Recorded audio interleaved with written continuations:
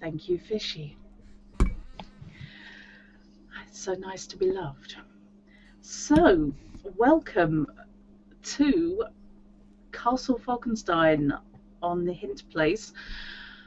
We're looking at an alternate universe Victorian era with magic with a K, fairies, steampunk, and a completely left at the traffic lights worldview of Europe and its empire building jollies.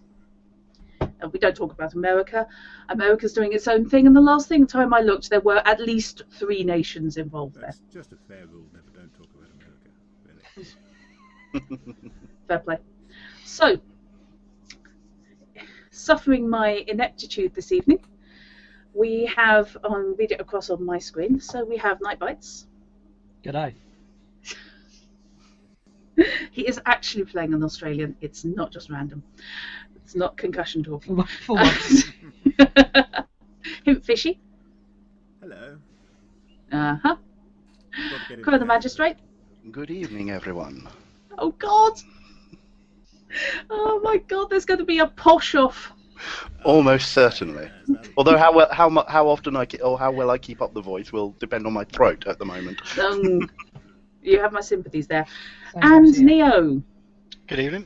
who, if I recall correctly, is new to role-playing entirely. Yep. So your first game is a slightly odd game that I've never run before, nobody's played before, and we don't know what we're doing. So Excellent if stuff. Never to play That's my anything ever again, it'll be our fault. Yes. Alternatively, It's alright, I actually- will apologise though, there'll be no accents from me. That's fine too. That's Accents absolutely... are entirely optional. Yes. Yes. Yeah.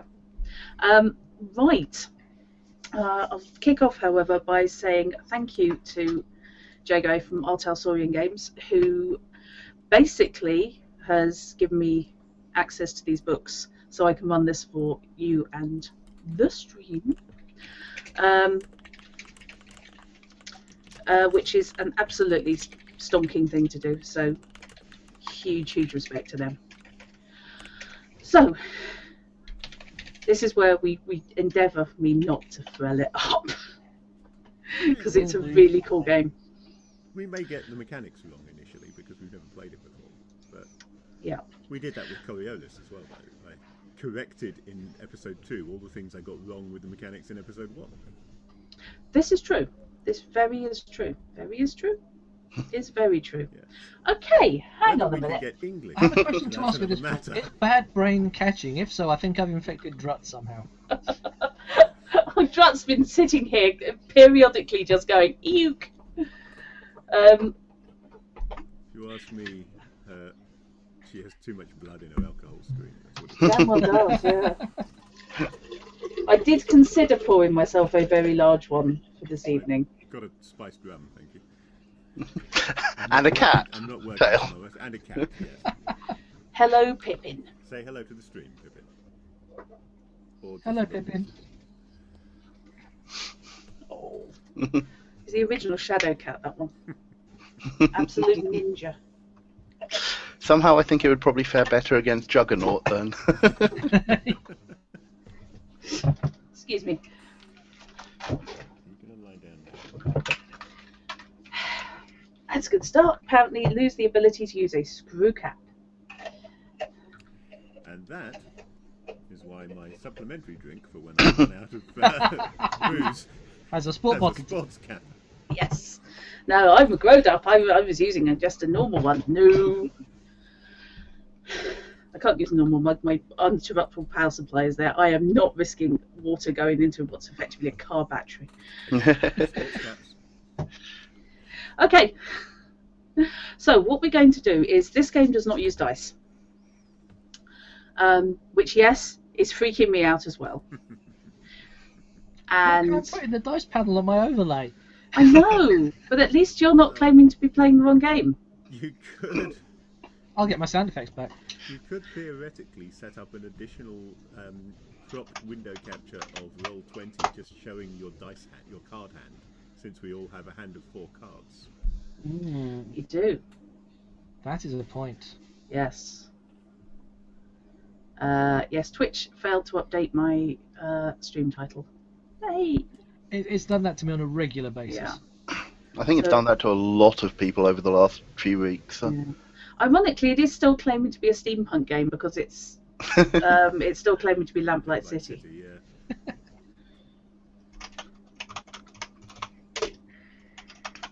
Sorry about this. I promise I am more competent than this normally looks. I have a feeling I may actually be claiming to be the wrong game as well. Not on Twitch, but on the bot. Okay, I think done. that I may not have updated the text file for the what's this command. Right. So what we're going to do first off is I'm going to deal you all 4 cards. So what I'm going to do first is shuffle it because I've done so many test draws. It's unreal. So everybody has 4 cards.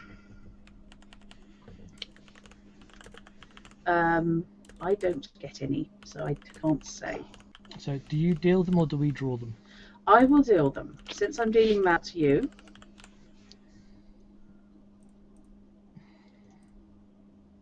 so you all have 4 cards. When you use them as skill rolls, or if you feel like playing whist, which is actually an option, it's written in the rulebook. If you get bored, I don't know. You will then immediately draw another card. So it's as they get spent, you draw to replace after each action. Okay. Which explains my slight confusion on when you draw So- up. You do it as and when. Not wanting to try and break the game right at the beginning.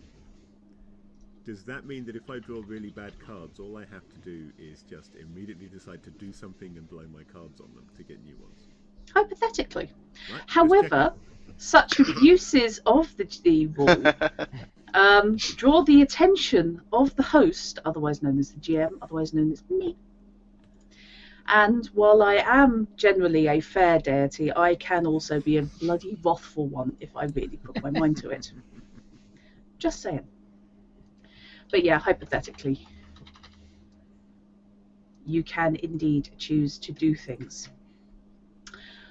The deck at the bottom, with the Memoirs of Oberon Fairy, is the sorcery deck. Now, the only person who needs access to that is Neo, and that's only when he's actually attempting to cast spells. Now, if you don't attempt to cast any spells, that will not do anything this game, so not a problem. Very quickly, I made a mistake. I said if, didn't I, on the subject of drawing bad cards. And I meant when, looking at the 2 and the 3 that I've already got. Oh, good lord. Oh, good lord, indeed. I have a 2 and a 4. It's Oh, it's not just me then, that's okay. no. I've got a reasonably good hand. Good lord! I've just seen Neo's hand. Holy hellfire on post. I was keeping kind of quiet. You can have a full house, but you've only got Is 4 this like cards. Deadlands? Are we going for like a run or full house or? No, each hand has a value. Each card has a value. And you need to meet a target number. So you will play however many cards you need to in order to achieve a target number. Just refresh my memory. Ace is high or low? Aces are, I believe, high. But now you've got me worried. I'm happy with that. And faith cards just go up from 10, so Jack is 11, Queen is 12, Yep. etc. Right. Joker, I believe, can be any suit. You may have to remind me on what suit my various skills are because I didn't write that down. Not a problem at all. Entirely sure I Because... do, for that matter. No, that's fine. I have... Get over yourself after that. I think most of mine are hearts or spades. So. Yeah. That wouldn't shock me. Aces are worth 14 points. They are indeed high. Yep.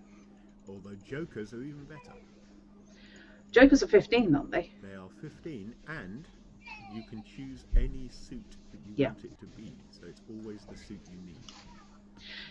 Wow. This does give rise to the question, the deck of cards we're using in Roll20, does it have jokers in it? Yes, it does. Yes, it does, as Neo can Because I know prove. you can get with or without, so... No, yes, it does.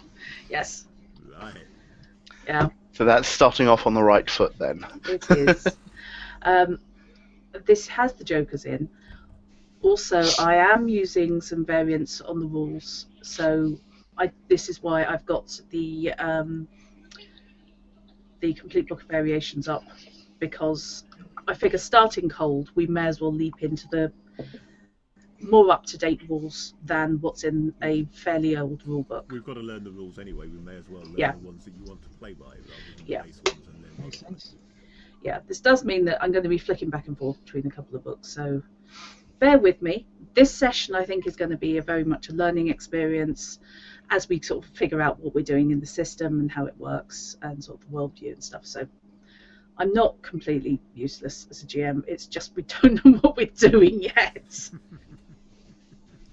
It'll be fine. It's a little... The fact that we don't have dice is really, I think, the only thing that's throwing you, because you're used to... I'm used to You're dice, used to be yeah. able to just say, okay, well, make me a whatever roll. Yeah. Obviously, that doesn't happen here. And it The just first- feels more different than it really is. Mm. Yeah.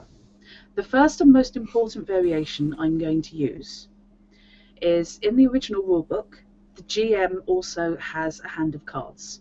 So basically, I would produce a difficulty by using those cards. Hello, feedback. Sorry, that might have The been first- my phone. That's all right. The first variation I'm using is I'm swapping to a table of difficulty ratings. So I don't need to do anything with a hand of cards.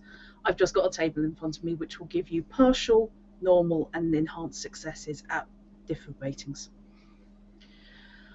The scale's out very much like The Witcher. So for those of you who've played that or seen that, that's the sort of difficulties we're looking at Can I here. just ask how those difficulties compare to the basic ability levels? So, what would be the equivalent of average? What would be the difficulty on that? Okay. Average. Scrolling. It's bookmarked. Why aren't I doing it? This is a session where you learn which bookmarks you need and then implement them.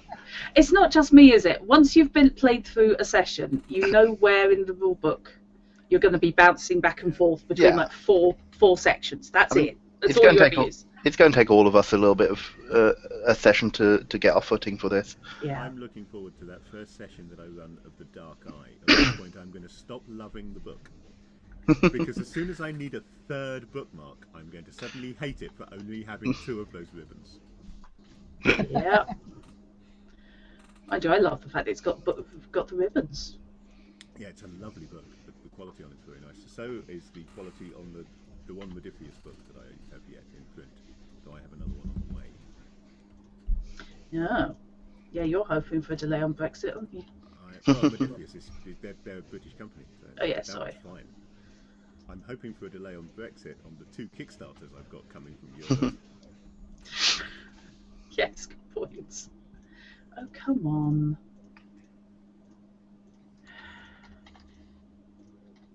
There we go. Okay. So, an average difficulty would be a 4. Right, so the difficulties do actually line up with the values of your abilities, because an average ability provides 4. Yeah. So if you're average at something and doing an average task, you don't need to spend any cards. That's what I wanted to know. Yeah. Pretty much. So that means I can flash money around at anything up to a great level without needing to spend cards. You don't have to spend cards to achieve something. It is not mandatory. If you want to hang on to your cards, that's cool.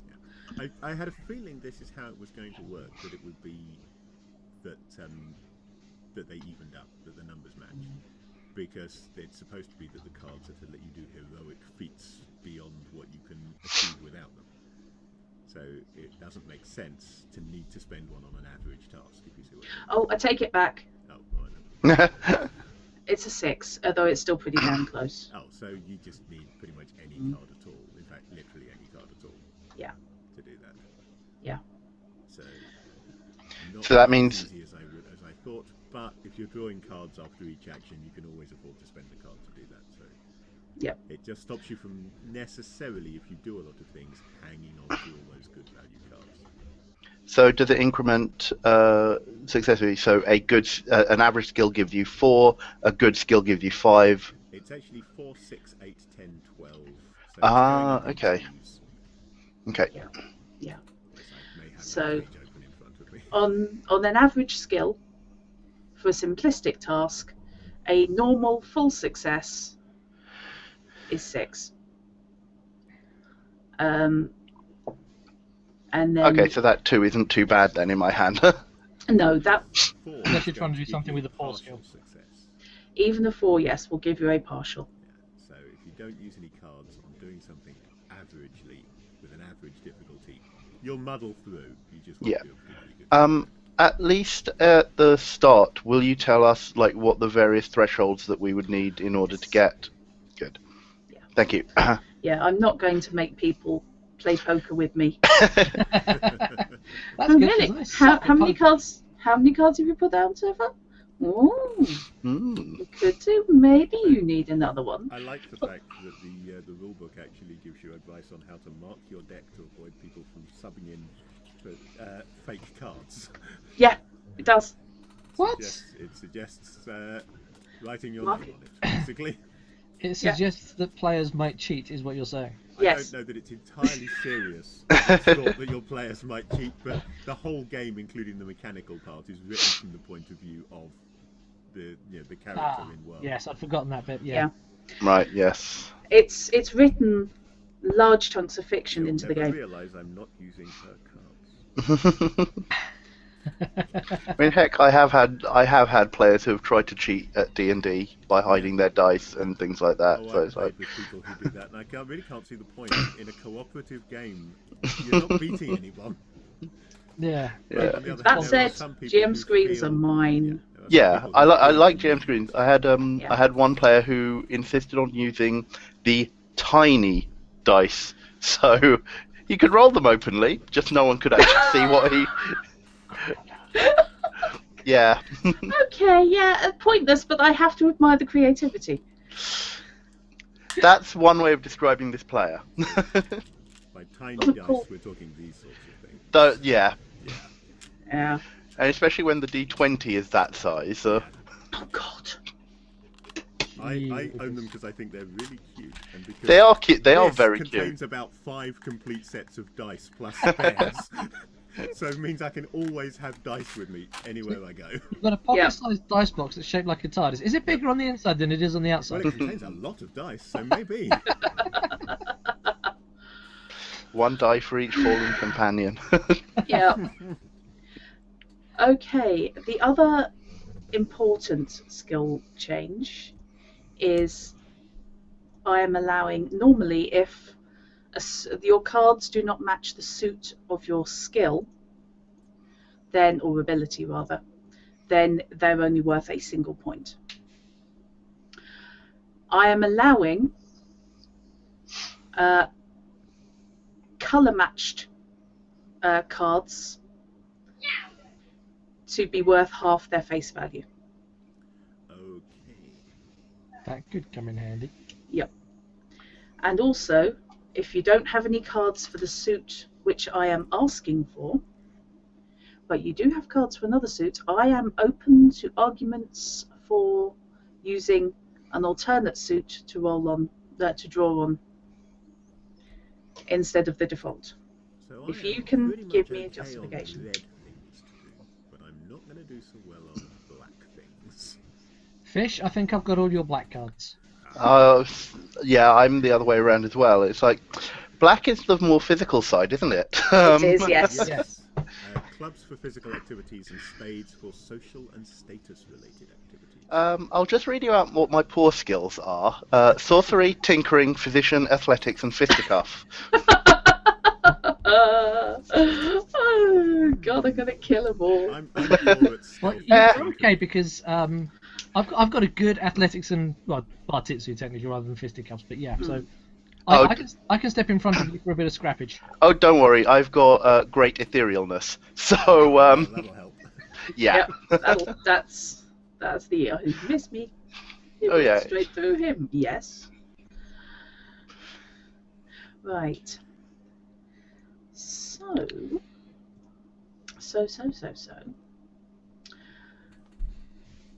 There is a party. Because it's one of my Because it's a Drut story, there's... Yeah, I would just like very quickly to apologise. One of the reasons we were late starting is because I'm having technical issues. As a result, the new party sound set I bought from Sirenscape this evening, especially for this game, is not in play. Aww. However, I know it'll get used again because Drut does parties a lot, and I will try and sort this sound out for future. It's not my fault. I like doing parties. Hello, Robinson. Yes, Hello, indeed. Good evening, Robinson. Yes. You just And Robinson, if you haven't already done so, pop over to the Him Plays channel and give that one a follow as well, because all our games go through that one. Mm-hmm. It's also the chat I will be paying attention to primarily. No, that's fair enough. Yeah, Likewise, mainly. yeah, I tend to. This is Ooh, your largely. multi's not set up like that. Oh, isn't it? No, it's not. You're right. Because apparently we're playing with Dav, which we're not. Although if you want to switch to satisfactory and I say that's a little satisfactory to... yeah. Yeah. So That's no. probably what the problem is. Yeah, she looked at her her multi-link and thought, "Is that the right multi-link?" Well, it's satisfactory. Hey. That is the work of the Steam Lords. Right. It's fine. It's all okay. It's absolutely fine. Drut, that is to be your next channel emote. It's fine. It's fine. Complete with manic-looking techie. Yep. Yes, That's perfect. yes. I get an awful lot of use out of that one. It's from Loading Ready Run. I can believe it. Okay. There is a party. And you are all in attendance in various capacities. Nightbites. Yes. Carter has been hired to provide personal security To whom? to an artist by the name of Hans Chekhov. He is being lauded as the new Leonardo. A former Prussian citizen, he is a genuine polymath, an inventor, an artist, a speaker, a writer. And he has defected from Prussia after the last skirmish because he apparently disagrees politically with Bismarck. He has defected to Britain, That's a good place to go. which could be seen as an odd choice. However, there is again a rumour that perhaps distance was preferable to direct political affiliation. So Britain is technically allied with Prussia, but only technically. The Crown isn't. The industrialists are. He was influenced by rumours that free movement might be about to end and no one could follow him. Yes. Not a million miles away. So yes, Can you imagine trying to get an army through passport control? It'll take a while. yeah, especially if they're using the auto scan ones. You know, Yeah. I had to go through it 4 times last time. Things that take 3 times longer than just having a man look at your passport. Yeah. I think this is partly because I got off and I've been on the plane since like 5 a.m. and they're going, your face does not match your passport. And I was like, really? My face does not match my face. Yeah. Fishy, Yes. you are attending a soiree at the British I'm Museum. Right? attending in my capacity as a person who likes parties. presumably. You are indeed. This is a social event. And you are still trying to rebuild your social cachet. I do indeed need to do that. So I need to attend all of the in parties. All the important ones I definitely need to be at. Yes, all the parties and inns. Yes. Leo, you thought it sounded interesting. Genuinely. You're here because although Hans Chekhov is not a sorcerer, he is a genuinely creative thinker.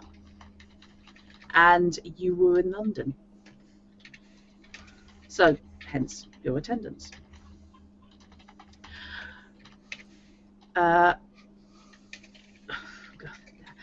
I keep wanting to call you lidocaine, it isn't.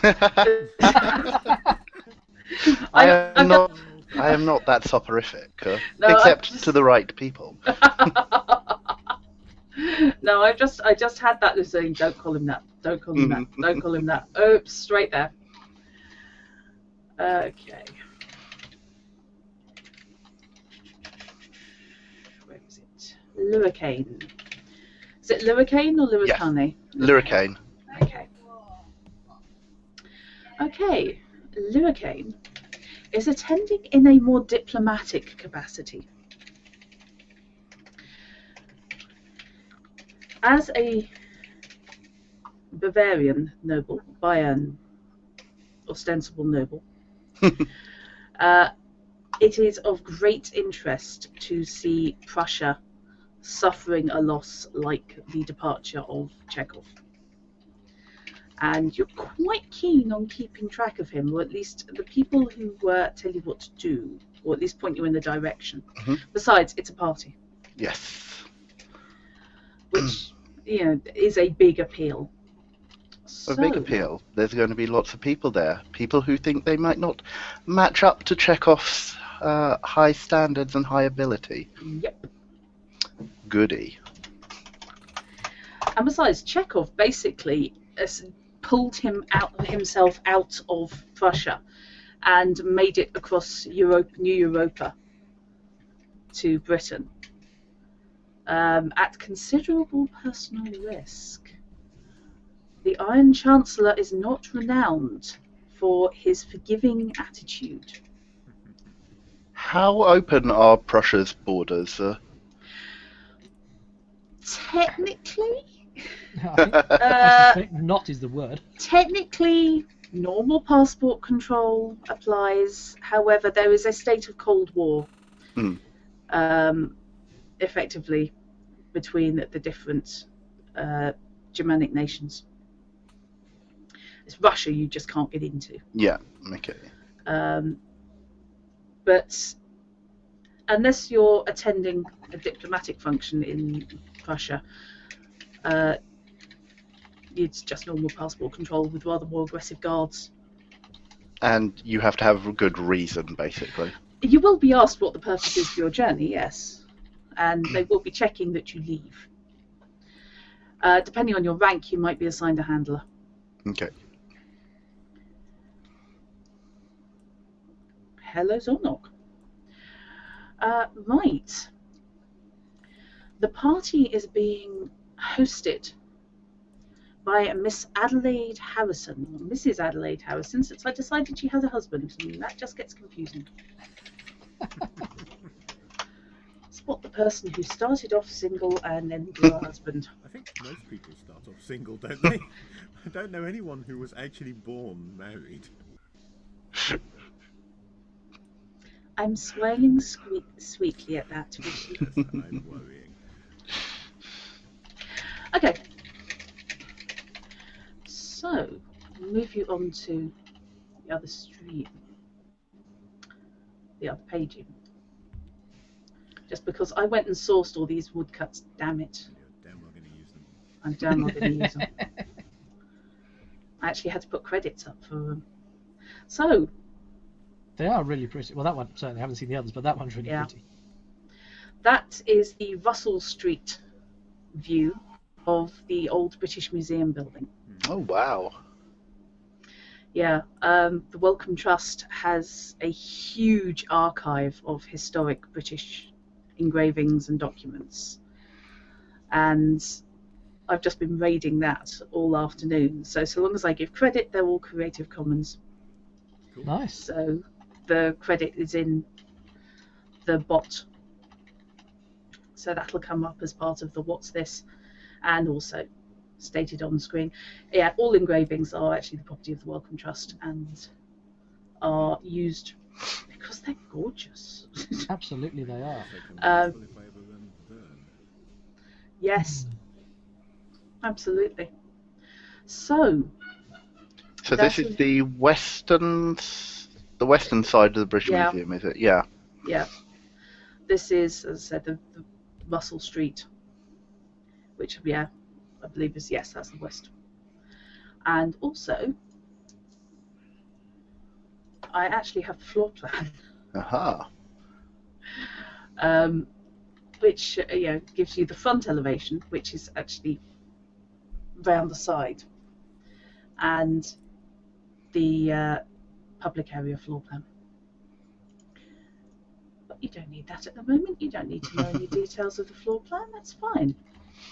I would want to know that. So yes, in attendance at this party, which is being hosted in the Egyptian Gallery,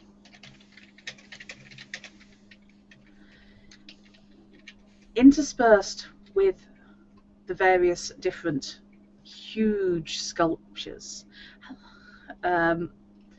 and acquired antiquities, shall we say? Although the various imperial expansions have had a far less easy time of it in this universe than in ours, because oppressing the locals is far trickier when most have access to magic. When you say acquired, I think what you mean is safeguarded. They're just looking after them, making sure that nothing untoward should happen. Some of these parts of the world are very unsafe. And the other parts of the world are very unsafe too. Well, I can hear from your accent that where you come from is terribly, terribly unsafe. Is there anything on that continent that doesn't want to kill you? No. Why are you in Britain? Australia. Like that wonderful graphic you can get that's just a picture of Australia with various threats labelled in different parts. Yes. Perhaps Sir Randolph would care to investigate for himself if he's in need of adventure. I don't think I'm in that much need of adventure. There seems to be plenty around here. Okay. The main exhibition is indeed taking place in the Egyptian Gallery. So interspersed between the standard monolithic artifacts, as seen on the screen, are stands with paintings, sculptures, large-scale sketches running to 6 or 7 feet across, drawn in ink, of weird and fantastical machines. Also, there are several miniature examples of said machines, functioning in their own little way. You have a bullet-shaped flying machine with only one rear propeller, spinning wildly on a pivot hanging out over the gallery, with a low hum and the occasional cloud of steam. So similar to like Leonardo's ornithopter. Yeah. Yeah, it's like an ornithopter shagged a V2. Now they're the Some new kind of bullet, because it seems to me that the guns would have to be a little awkward. Yes, rifle bullets, obviously. Must have a heck of a range on it, though. From the black obsidian cap you're looking at, you potentially think there could be windows involved, but the whole model itself is no more than 2 feet long. This is obviously a proof of concept. Further along, there is a large fish tank complete with fish, and about half filled with sand, into which a digging machine is putting a large, deep trench, relatively large. Again, the machine itself, toy size. But if it was scaled up to 10, 20 feet, it would be a significant earth-moving device, and again is functioning completely underwater. A Hyperborean monstrosity. It looks like a potentially useful device, but I don't think Jenkins would approve. That's our guy. You're- I don't think it will solve your mole problem. No, rather. I think it would resolve the mole problem permanently by removing most of the garden. Yeah, it's just be replacing one type of mole with another, rather harder to kill one. In addition to the hardcore steampunk engineering, there are large and rather beautiful canvases. There are many landscapes almost at photorealistic, to modernise, quality.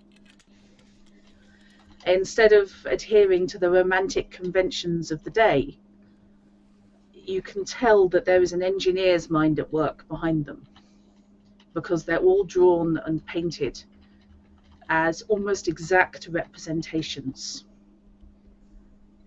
You feel, even looking at the hillsides, if you found yourself in Prussia and you were in the right place, you could probably match up the locations. There are also a few portraits, and we're going to have a perception check type thing, because that's the first thing that ever gets rolled. Yes, how does one do that in this game? What does it come under? Well, it comes under perception. There is a perception, is there? There is a perception. Yes. I'm only Our, average at perception. our target is... Your target is... I really must check if there is... Yes, there is a bookmark. I think there's a bookmarked version of this. I must check it.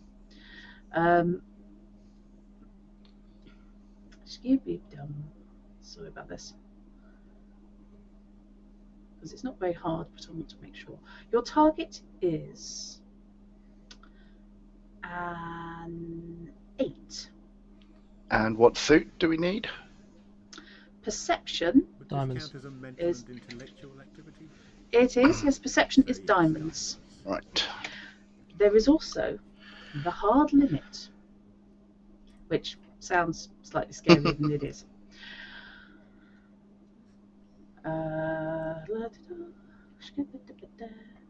Well, I think I'm going to spend a card failing this. Yes? Yes. My only diamond is a 3. Oh, sorry, my apologies, it's a 6 requirement, Oh, not... in that case, I'm going to spend a card succeeding. Okay. If your dramatic character's ability rank is poor or average, you can only play 1 card. If your rank is good or great, you can play 2 cards. Although if your rank is good, you don't need to play a card for a, Yeah, for a 6. for a 6. That looks weird. Yes, that does, doesn't it? Yes, that does. Let's pick that back up again, because it didn't display correctly when I put it on the table. No, that's, Anyone for that matter. that's very strange. It was alright in my assumption there, Drut. And if we have a good perception, we don't need to play a card, because we've got 6 as a start. You've got 6, yeah. Then I shall not play a card. Right, try that again, somebody. That's more like it. That's better. I can get rid of, I can play my 3 now without it looking very, very strange. Yeah. It was set to something other than the default size. It's very peculiar. If I pop it over there, we can call that a discard pile, can't we? Yeah, and If we you have- can draw yourself a new card, Fish. Ah, yes, draw myself a new card, of course, yes. We don't have to play that suit, do we? If you don't play that suit, you can play another red card. So another heart. You can play a heart for half of that card's value, rounding down. Okay. Or you can try and argue with me why another card, another suit is a logical choice for perception. I can tell you now, probably not going to get it. No, probably not. Well, it could be argued. But we don't that have to clubs- spend a card either. You don't have to, no. Could be argued that clubs is a suitable thing for perception on the basis that one contributory factor towards being perceptive is good health, and clubs is for physical activities. So, Wow. Yeah, when I'm not in the best of health, I can't really see very well. But when I am absolutely a tip-top condition, then I see perfectly, and I'm going to spot things more. You had all your vegetables. Absolutely. Thank you, Fishy, for giving a perfect exemplar of the number of times I have smacked my head on a desk when running for you. I just want to point out that I own at least a couple of games in which Constitution does contribute towards perception skills. Yeah, I can believe it. Harm for one of them. Fair enough, Robinson. I'm not going to spend a card. Okay. I have good perception, so I will not spend a card either. Okay. Knight, you're not spending, are you? I have good perception. And Randolph is. I used a card to succeed, and anyway, I desperately wanted to get rid of that 3. Fair play. Yeah, and I'm just really wanting to keep the cards I have at the moment. Yeah, if there's another perception check now, I'm going to fail it because I'm not wasting that queen. I have one red card, and it's a good card. Likewise. Preciouses. Great, everyone's goleming over cards. Excellent stuff. Yes. Ah, the economy. I'm nervously keeping one eye on who's in chat. Is there going to be a shortage of cards after Brexit? I don't. Well, it's like it really is an interesting way of for game balance, because it's like how reticent are your players to actually expend resource, especially on the first thing. I think the card mechanic is always a more interesting resource management system than just having points. I mean, you get some games where you've got X number of points that you can spend on particular things, and that always feels a little bit too mechanical to me. The cards gives you that nice random element. Yep. Right. And do remind me to shuffle the discard back into the deck before people draw. Is that Because straight away? And when do you draw again? You draw whenever you have completed an activity. So if you've spent a card, you can draw or cards, you can then draw to replace them straight away. Right. Because I spent ages looking through, thinking, is it the start of a round? Is it only when initiative's called? Yeah. Oh no, as you do it. Okay, fair enough. So yes, there are people milling is the best term around one of the particularly fresh-looking portraits, which is a man in an impeccable suit, standing displaying his saber at his side. You can't do that sort of thing in public. Oh, I don't know. It's an acceptable form of flashing. Why have you pitched up with a Zweihander? No reason? The light glints off it so wonderfully.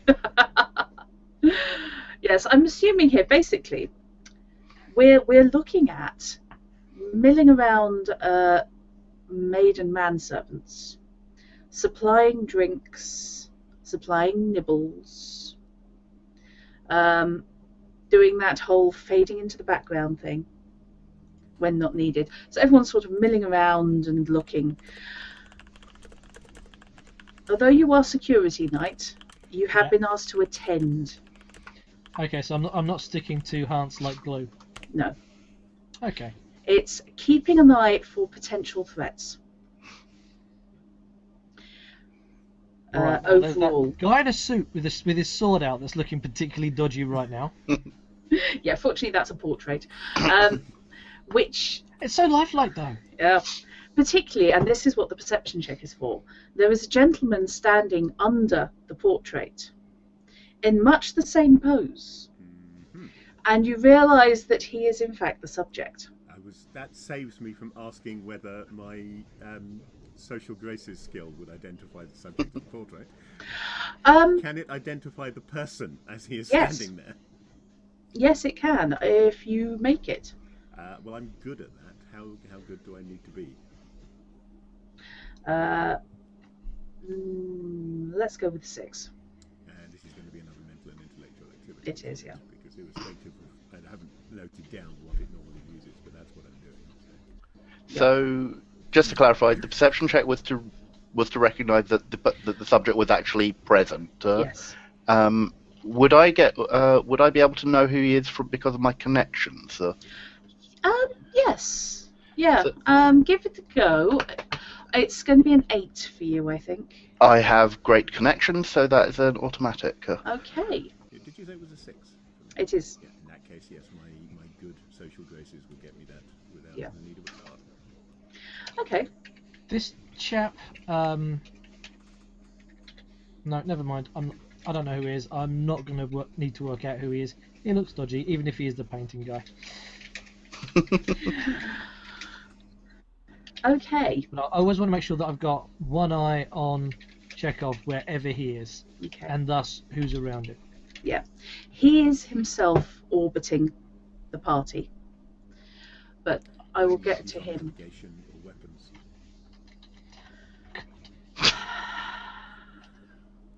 Somebody had to say it. That's twice somebody has.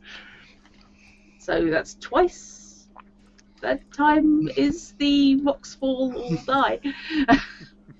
Perhaps you need an on-screen counter to remind him. I need a bad joke counter. No, because I'm not spending that much time updating it. At least we're in a Copy paste. steampunk setting, so there are no nuclear vessels. Oh. So, connections. Yes, sorry. Okay, yes. Those of you with connections and those of you using social graces. Oh, I have both, but social graces already got it for me. So Luricane and Randolph. The gentleman in question is Mr. Gregor Harrison. Only Mister. Mr. Presumably, Mrs. Adelaide's spouse. The Mr. to Mrs. Adelaide Harrison, indeed. He is a man in his mid-30s of distressingly square jaw and heroic bent, at least judging by both his pose and the portrait. What kind of angle? How heroic is that angle? He looks like if he smiles there might be a ring of confidence. He's got the ting power. Ah, He looks like he might just toss his head back and possibly a white horse might roll. okay. The male Timotei advert. Yes, yeah. We are talking Timotei. Were it not for the really intense amount of hair oil that is traditional for gentlemen in this era. He really should have been called Timothy under the circumstances. Yes, I know. I did consider it and then I bottled. Yes, that was deliberate. Yeah. But yes, Gregor Harrison. A fine Do- portrait, Mr. Harrison. This is the one and only time I'm going to be doing this to you guys. Probably a bit. Maybe. He has a charming accent, you see. He actually has. Thank you. It's okay, you can get away with it. Neither has Bill Cox or Mackie around. Bayerish or other confederations? Oh, well, now that's an interesting question. How good is your perception? My perception is good. Okay.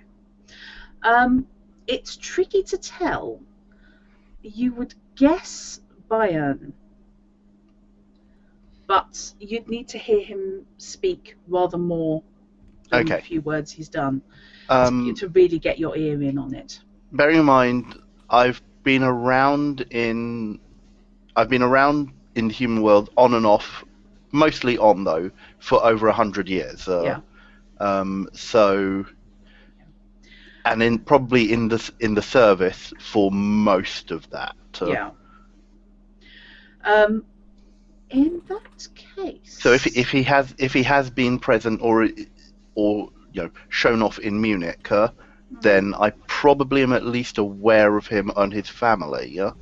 Okay. What have you got in the way of? You have connections, don't you? So I have great connections, Yeah. good perception, good charisma, good exchequer. Okay, your connections will allow you. Thank God for that, Mickey. Hello. Your connections will allow you to place the gentleman.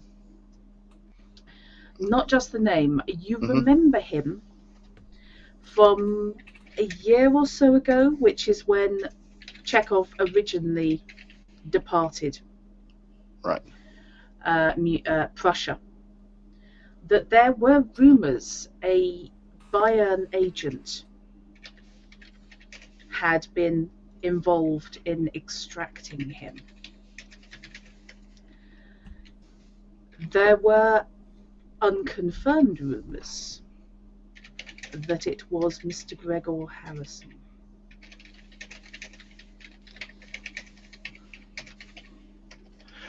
Presumably, given his British wife, he has actually been resident in Britain for most of his life, if not. Yes, he is of Bayern birth, Mm-hmm. but British residency. Yeah. Ostensibly, he's a travel writer. Mm-hmm. He's of no great nobility. But A totally pretentious portrait for somebody who is a travel writer.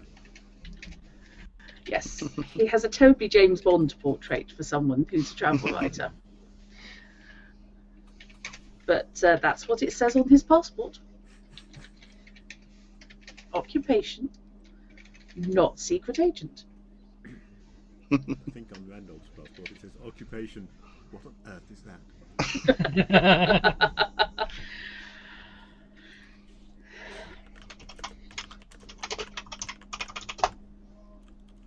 Okay.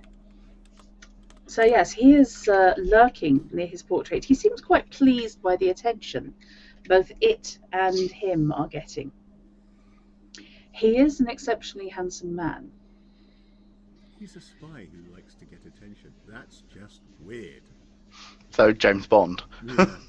Yep, he would have been really cheap in the James Bond role-playing game. Sorry. Slightly sore throat. I apologise for constant water. So, is a hubbub of crowd and murmurings and interesting. And what do you think the symbolism of that is to things which are basically photographic? I'm going to annoy Harrison. Oh yes. Yeah. Why does this not surprise me? I'm just going to casually stroll forward and examine the portrait from very close up. Okay, yes, you can do that. There are no electrical barriers up. I will also be standing nearby, but Okay. ostensibly looking at a different piece of art, probably idly chatting to someone else who is looking at it. Okay.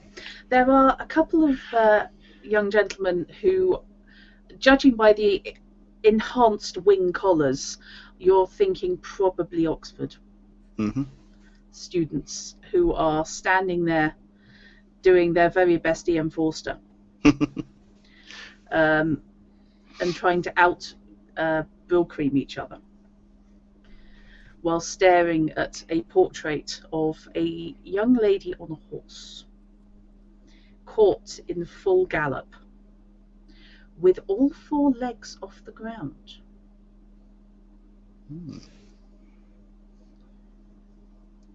Which, if you're interested in the history of art and photography, is something that was not captured until quite relatively late. Hence, traditional portraits always had horses looking really uncomfortable and running wrong. Okay. Or in stylized pose, basically. Or in stylized pose, yes. Yes, there's very strange horses with tiny, tiny heads. I think this chap's got a camera phone, it just hasn't told anyone. Just kind of like as a world building note, with regards to me being Faye, Yep. my glamour is only average. Am I basically noticeable as a fae? Yeah. Right. Okay. So, people are aware of it. It's not an issue in society, No. or It's not an issue. Certainly, it's not an issue in civilized society. Unless you are representing yourself as something else using the glamour, Mhm. then your default will be showing off as fae. So you will have the slightly freaky eyes, you'll have the slightly pointed ears. Yeah. You'll be far taller than most people, except dragons. Mhm. Although I'd say, as I said in my notes, I tend to downplay my height a bit. Actually, my glamour is more to accentuate or de-accentuate my physicality. Yeah, you can certainly have your glamour showing you up as slightly shorter than normal. Yeah. Than your default. But yeah, certainly you are not going to be discriminated against for the most part, because certainly in society people are not stupid enough to piss off fairy lords. Yes. Willy-nilly. That's not something that tends to happen a lot. Sure. Anyone who knows what this person is more likely to respect the fact that there's a good chance that they can queue up something rotten if need be. That sounds like a challenge. And still look good doing it. Yeah. So for the other people, I will stand out slightly. Not necessarily. Like, I presume I'm not the only fae here. You're the only one you've spotted so far. Right. Okay. How common are fae? Oh, bloody hell. Fishy. Sorry, yeah. Meki pointed out that I was basically inaudible. So I have ramped your volume up, so I will turn that back So down. apologies to everyone on my side of the fence for sudden loss of hearing. Yeah, that's fine. That's okay. Yeah. Fishy, could you say so? Apologies, everybody. Windows had changed my microphone settings Ah. in the way Windows does. Yeah. Okay, that's cool. You're back down with everybody Back else to normal now. I will confess, I do really enjoy these introductory sessions with everybody getting to know everybody. So, would you two like to describe each other? Describe yourselves to each other. Yeah. Oh, we're playing Pictionary. I will describe. Which two are we thinking of here, particularly? Randolph and Lyric. Well, Randolph is a tall, handsome man. Brown, slightly too long hair. It's not long enough for it to be a fashion statement. It's just long enough that it looks like he doesn't get it cut regularly enough. Which flops in his face quite often in an unruly manner. He has bright blue eyes, and he is dressed very finely but conservatively. This being a soiree, he has actually sort of taken some steps in the direction of being less dowdy, for want of a better term, in that he's actually wearing a cravat in a different colour.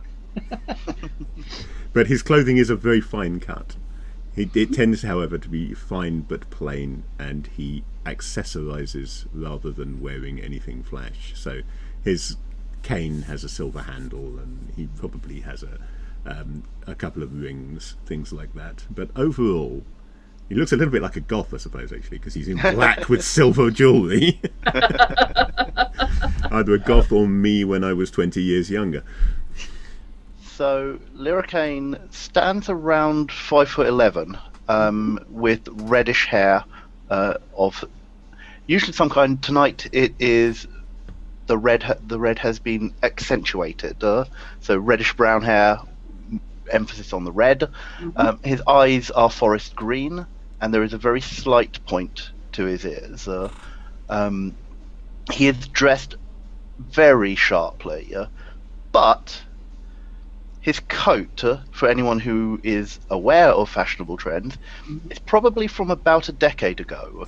It was super sharp back then, but the rest of his style, exactly what somebody of the day would wear. It's just his coat is slightly different. He is wearing a bright green cravat as well, in the style of the day. Right. Okay, so we have Battle of the Fashion Statements. The other thing you will notice is that anybody who does pay attention, if there is anybody else wearing a similar colour of any part of his outfit, Lyricane's looks slightly brighter and slightly sparklier than anyone else's. Right. Even to Fair the point enough. where you probably see it adjust over the course of an evening if you're paying that close attention. I was half expecting it to be that if there was anyone else in the same colour, his would change. Oh no, he wouldn't be so gauche as that. It's I am wearing it brighter. Just boost. Yes, mine's better Yeah, than yours is. boost the colour gain. And I just make this look good. Yes, there are a couple of people who not hanging around you lot, but around mingling, who are in Bayern colours, which is the green uniform. And unfortunately, their very smart green dress uniforms really do look a little bit washed out by comparison to the slightly smug-looking Novocaine. So Lyricane's making himself stand out is what we're saying here. often is the case, yes. Yes. Just noting so I know who I'm keeping an eye on as people. In case it should be important, which I don't think it is, that cravat that I mentioned earlier is actually red, and that's the only thing that isn't black or white that Randolph is wearing is that red cravat. Okay. Blood red? Yeah, why not? Yet. And you have your cane, do you? Yes. Yes. Oh, that was the other thing. Like, I didn't list equipment or anything like that.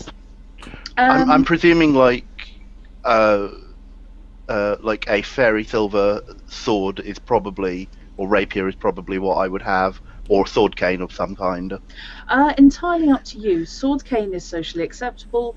This being a dress event, there are a lot of people here who are carrying sabres. Don't know what sort For the most of part. person would have a Okay, sword so cane. yeah, I will have fairy silver sword cane. Okay. And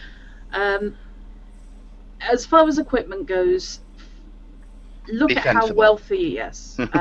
Look at how wealthy your character is, and use your common sense. sure. If it becomes important at some point as to whether you already own something, then we can check it and Sure. you And know, make a judgment chat, call. yeah. Yeah. Otherwise, it's a little bit like COC. Basically, you look at how much income your character's got. It's reasonable for them to have X, Y, Z things instead of making them list all their possessions. The Speaking of which, important I did possession. drop you- Sorry. I did drop you a quick whisper through Roll20 to confirm a couple of things in terms of gear Okay. and to ask a question as well. Ooh, okay, back to chat. The important possession in Randolph's case is his silver pocket watch, which he will always have on him. Okay.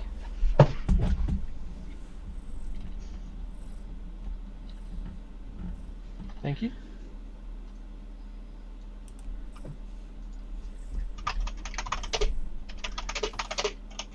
Is anybody wondering? Yes, look, there is a chat. I just don't have it open.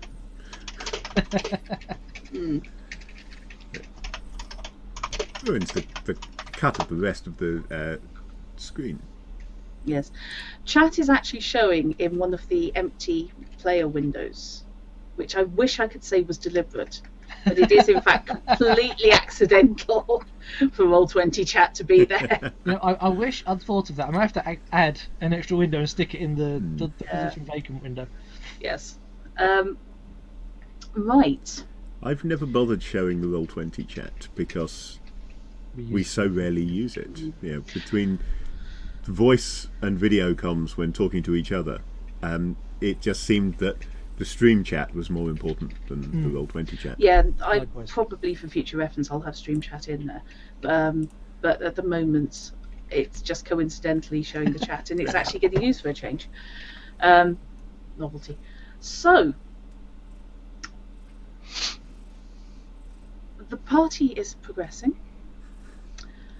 You said you were annoying Harrison. Yes, by sort of walking up and studying this portrait, but because he seemed to be slightly holding court, and I assumed everybody was standing a little bit back and admiring him and the Yes. portrait, and I'm not. I'm walking right up to it and looking at the portrait and ignoring him, apart from the comment to him when I first arrived. Yes, that is indeed the case. Making small talk about the quality of the brushwork on it and how fine it is and how small the brushes he must have used are. Is she? Yes. What sort of social abilities do you happen to have? Well, do you have annoying the hell out of people? I'm as a good at social skill? graces, comeliness, and connections. Right. Speciality in annoyance. I didn't take a speciality in annoying people. I probably should have. Yes, only one speciality per ability. Yes, that's why my other good is fencing. Fair play. Okay. I'm also, by the way, my great, besides exchequer, my other great ability is education. He actually knows what he's talking about in most situations. Okay. Well, with a great education, then I'm not going to actually make you pull anything. Although you are commenting largely to irritate the man next to you, you're actually right. Yeah, he's not going to. He's unfailingly honest. He's not going to say it. He's not going to lie. Robinson, that's on the cards. So, you're irritating him. Knight is keeping an eye on Lurricane. Do you mean Carter? Sorry, Carter. Just out of interest, but which is the busiest of the exhibits? Is it the portrait? No. Oh, then I might Isn't. not be keeping an eye on the Lurricane. The portrait is not the busiest area of the exhibits. The biggest area of the exhibit, biggest crowd, which is a circulating crowd, but that's where people are pausing, is of a monumental scale painting, which is of a fortress, or at least a section thereof. You're guessing possibly a turret, with crenellated walls, standing on which is what you are assuming is a gun. Everybody has seen images, engravings or in person, of the sort of steam tech weaponry that the Prussians mainly were packing, which are effectively sort of cannon-sized rifles. Everybody's seen those. This is one of those, but mounted on a huge, rounded, bulbous body from which various pipes protrude. Ooh.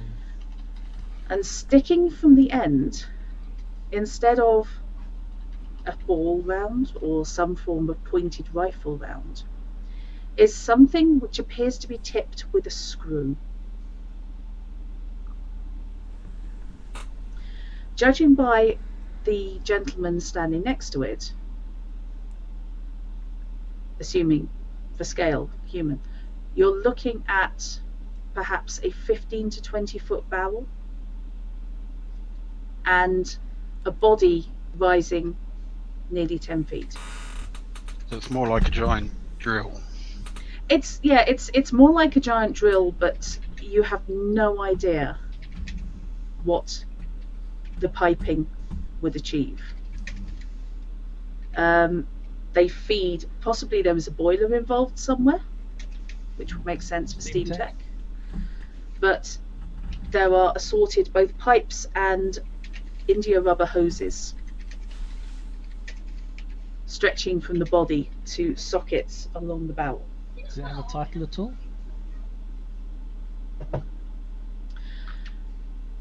It does indeed, if you're going up to look. If I can do so without taking my eye off Chekhov, yes. He's my prime concern. He doesn't go out of my sight the entire evening. Okay. Chekhov is at the moment demonstrating the finer points of the fish tank digging machine. So he's largely on the opposite side of the room. In which case I should wait until he's moving around and talking about it. Picture seems something I'd be more interested in. It does indeed. Spot It on looks, militaria. yes, it's militaria, and it also looks just wrong to you. You can't place why it looks wrong, but there is something about it that does not square up with what you know of battlefield weapons. Having been in combat, having been a soldier. Apart from the fact it's massive. It is massive, yeah. I mean, it is clearly, we're talking emplacement weapon here. Well, possibly, because we have no idea where the pipes and that lead. It could be emplacement, or it could be mounted on something movable. Because at this point, field cannons are relatively small, and like howitzers don't like, or whatever preceded the howitzer doesn't really exist. Yeah. I mean, But it doesn't mean it couldn't be on something that is movable. Also, the entire thing appears to be made of brass. Now, are we on about the image looks as though it's brass? Or the actual monumental thing is made of brass? The image of the weapon appears to be brass. Right. There is a glint caught on the barrel and on some of the piping, which would indicate perhaps dawn's light from behind. So do I need to do a card or anything to find out the title of this painting? No, you are standing close enough, and you're not trying to look at 3 different people at once. No. So you're okay. You're okay with that. It is actually called Chekhov's gun. Right, okay. Well, that's going to get fired then.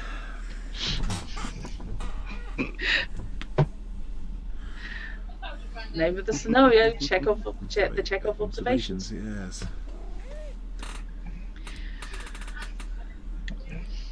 You rather worry about one of the feature stories, which is the MacGuffin protocol.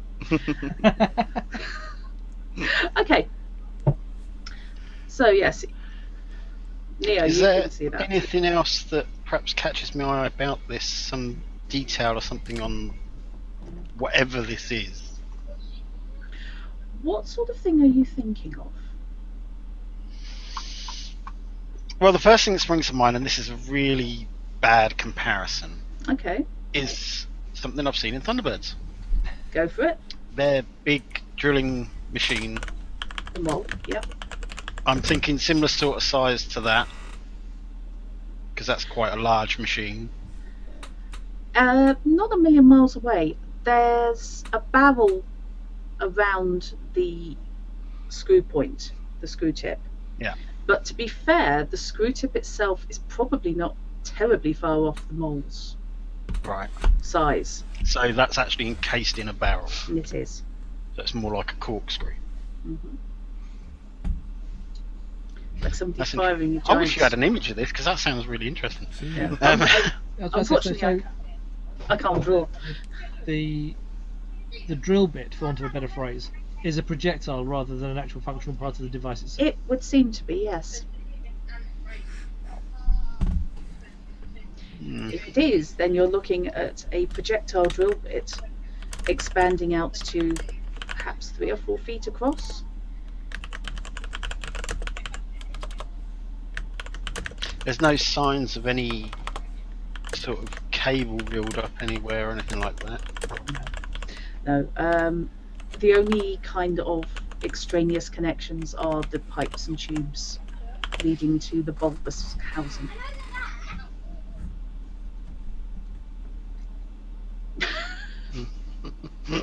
That's actually happened. Jules Verne is a thing. Okay, Yes. as opposed to the harpoon for entire castles. Yes. I love the samples of what you guys are coming up with. It's great.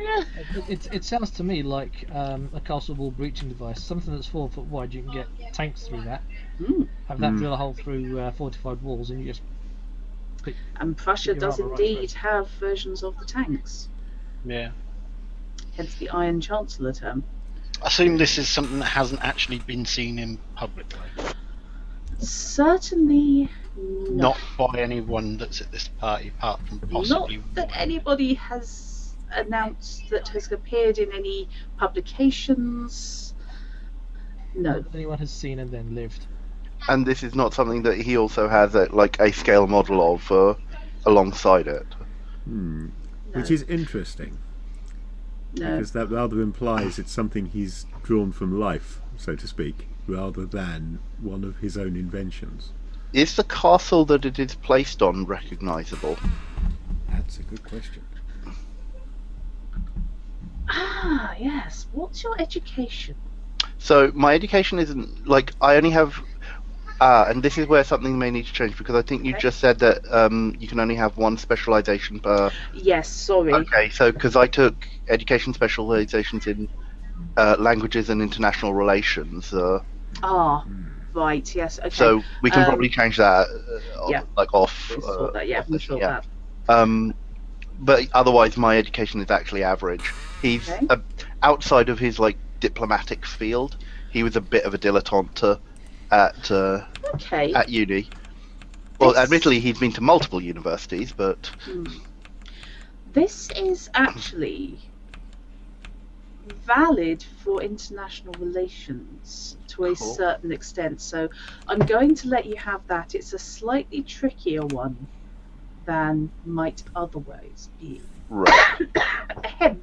Ahem. My theory of the Bunderswing. Let me just double check my numbers. So specialism counts as one level higher. It does. So Cool. that's a good. That's a good. Okay. And what do I have to hit? You have to hit. Where are you? Problem is, if it hasn't already drawn it in, I'm waiting for Acrobat to actually update the thing for me. Come on. Come on, dude, where are you? Because I'm guessing I would be familiar, at least from briefings, of the primary castles in Prussia as well. So if this is a more obscure one, then... Indeed. Okay. I'm looking at that. So you're looking at 12 for a full success. Mm-hmm. However, 8 would get you a partial. So your base knowledge would get you a partial success. So you said 6 for a partial, 12 for a... 8 for a partial, 12 for a full. Okay, so my base gets me 6, so I would still need at least 2. Let's go the whole hog. I only have one red card. I will play that. Okay.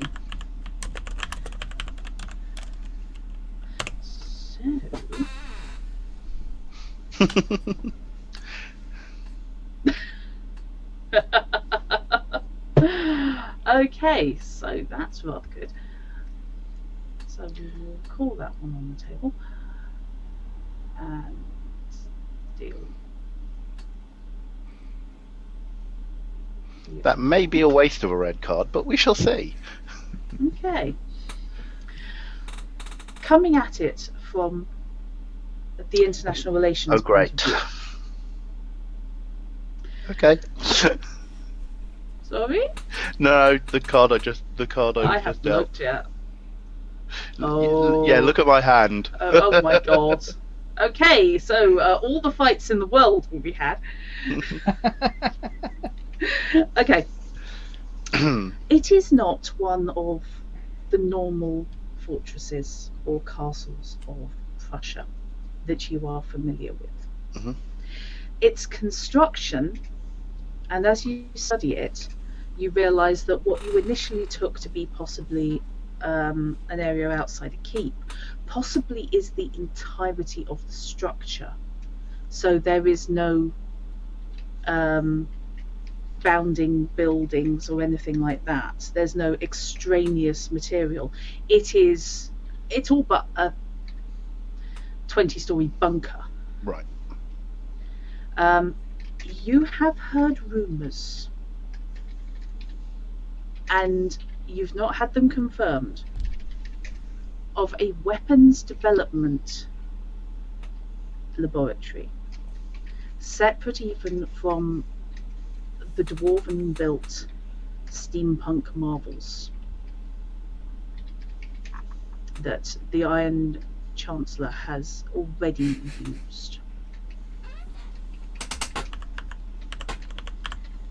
But not where or what it's called. No, if it is what you think it is, it's somewhere in the centre. Right. It is hidden within the centre of Prussia. It is not one of the border forts. It's not one of the major castles. Yeah. This thing, if it is what you think it is, was built for a purpose. I think Robinson's named it. I think he's nailed it. It's Fort 51. Yeah. I think, yeah. Hey, for all I know, that's exactly what the Bayern Secret Service call it. A wild child appears. Hello.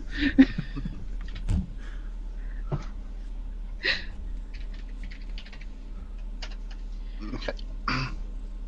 So yes, what the hell? Fort 51 then it is. Codename Fort 51 by the Bayern. Yep, fair enough.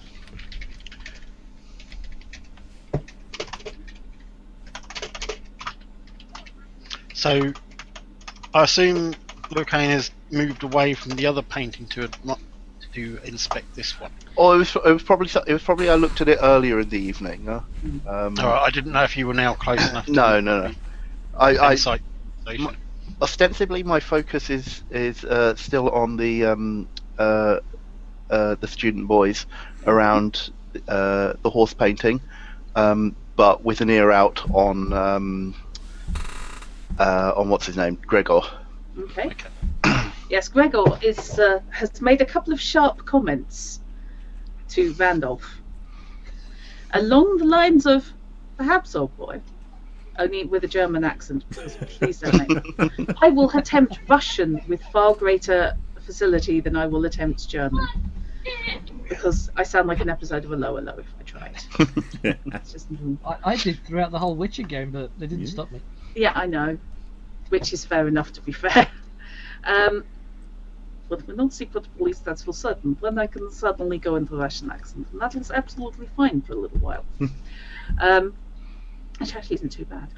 But, yes, his basic comments are along the lines of perhaps other people might like a chance to look. Getting a good enough view there, sir. Well, yes, that is rather the point, isn't it? This brushwork is quite amazing. Yes, he's a very talented little man. I mean, obviously, if you step back, he takes a couple of steps backwards, then you're viewing it in its entirety as it is meant to be seen. But the point is here that I've seen as it's meant to be seen. What I want to see is how it is, not what it is. And for that, I can only really view it from close up. But you are correct, absolutely. I do apologise. Turns around to face the crowd. Yes. I'm terribly sorry if I'm interfering with anybody's view. I can look at it later. You do. It's well worth looking at this brushwork if you have any interest in art. It is absolutely fascinating. Just come up here and have a look at this. It's great. It really is. But I must let other people view. You're absolutely right. I'm terribly sorry. I shall circulate, and he'll move on to the next portrait. A couple of fairly studious-looking young ladies look at each other and then edge closer to the portrait. One of them pulls out a pince-nez. Oh, very good. And does that. You would guess they're early 20s, late teens, early 20s. They can't be particularly eligible, or Mama would have already introduced me to them. You're stalking academics. Or they're from out of town. No? Yes. Right. Oh, this is. You are accomplishing stuff. I promise. This isn't just me randomly dicking about. Yeah. Randolph will move around and view the other portraits. He doesn't pay anything like as much attention to the devices and the working models and so forth, because he has very little interest. His tinkering is poor. He has no real interest in machinery. It's a thing. Other people do that. He pays people to use machinery for him. So he'll look at them and then move very quickly on with things like that. Lorcaine, you're paying attention to the two student lads. Yeah. Yes. They're getting ever so closer, slowly, to the portrait of the horse and the lady. And after several minutes, they whisper to each other.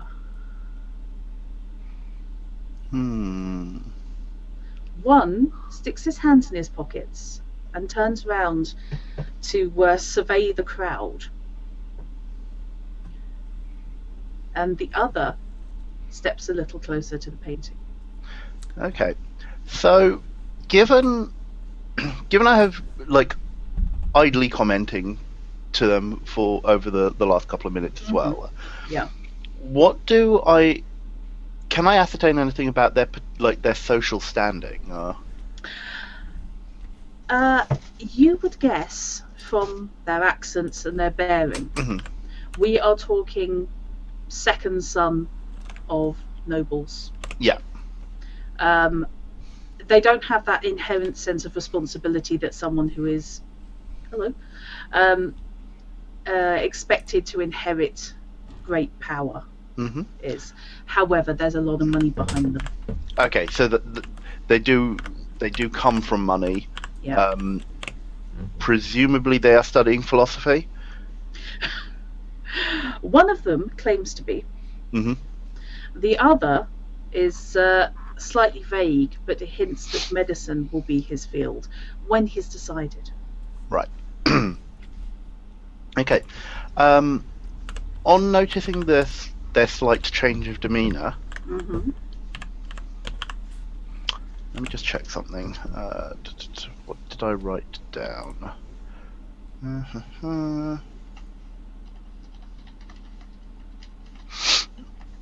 Okay. On noticing their change of demeanour, I quite, not loudly, but not in sotto voce or anything like that, bid them goodbye and take my leave of them, and I do hope to see you again, perhaps in a more comfortable surroundings. Okay. The one who is, what's your comeliness? Good. Okay. And coupled with glamour upping the colour values. Yeah. That's going to make an improvement. Charisma is also good. Oh yes, okay, fair enough then. Yes. Yeah, I poured a lot into the red skills, and the one who has turned to survey the crowd, hands in his pockets. Although they've been sort of exchanging comments back and forth, they haven't actually looked at you. Yeah. He turns and he actually looks at you, and he actually does the look up and down. And his eyebrows head towards his hairline. Well, that would be fabulous. I'm glad you think so too. I reach out a hand, adjust his wing collar slightly, let my hand trail down his arm, and then step back. So I'm going to withdraw to the crowd, probably like slip sideways into the group which are looking at the portrait. Okay. But still keep half an eye on them, because I'm actually very interested to see where, like, I suspect they're doing, second son hijinks, and I'm interested to see where their ambition takes them. Okay. Right. The chap you've engaged with, he actually does go slightly red. He's a blonde, and it shows.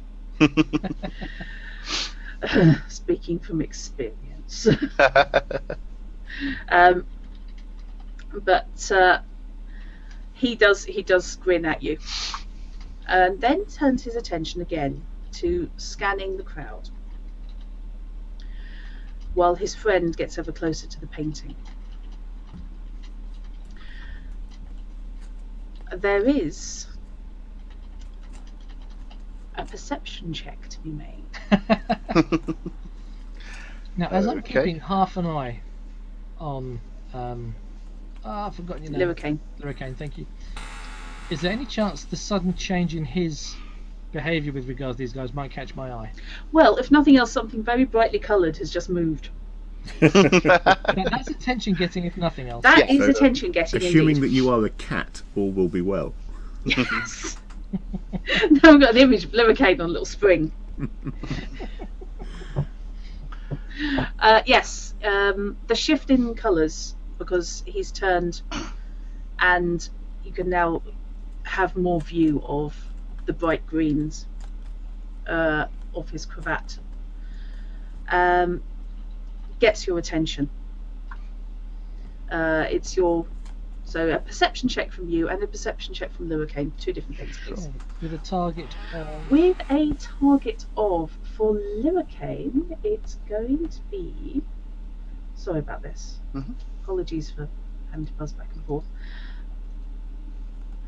It's going to be a 10 for Lurricane, and it's going to be a minimum of 6 for Carter. 10, you say? So I've got 6.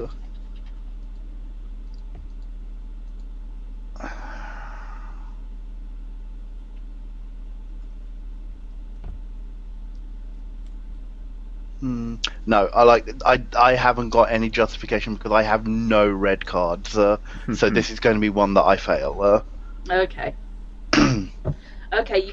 Basically, the positioning of the gentleman you were just talking to and his friend, it is clearly gauged to block as much visibility of the guy behind him as possible, and you can't see what he's doing. No.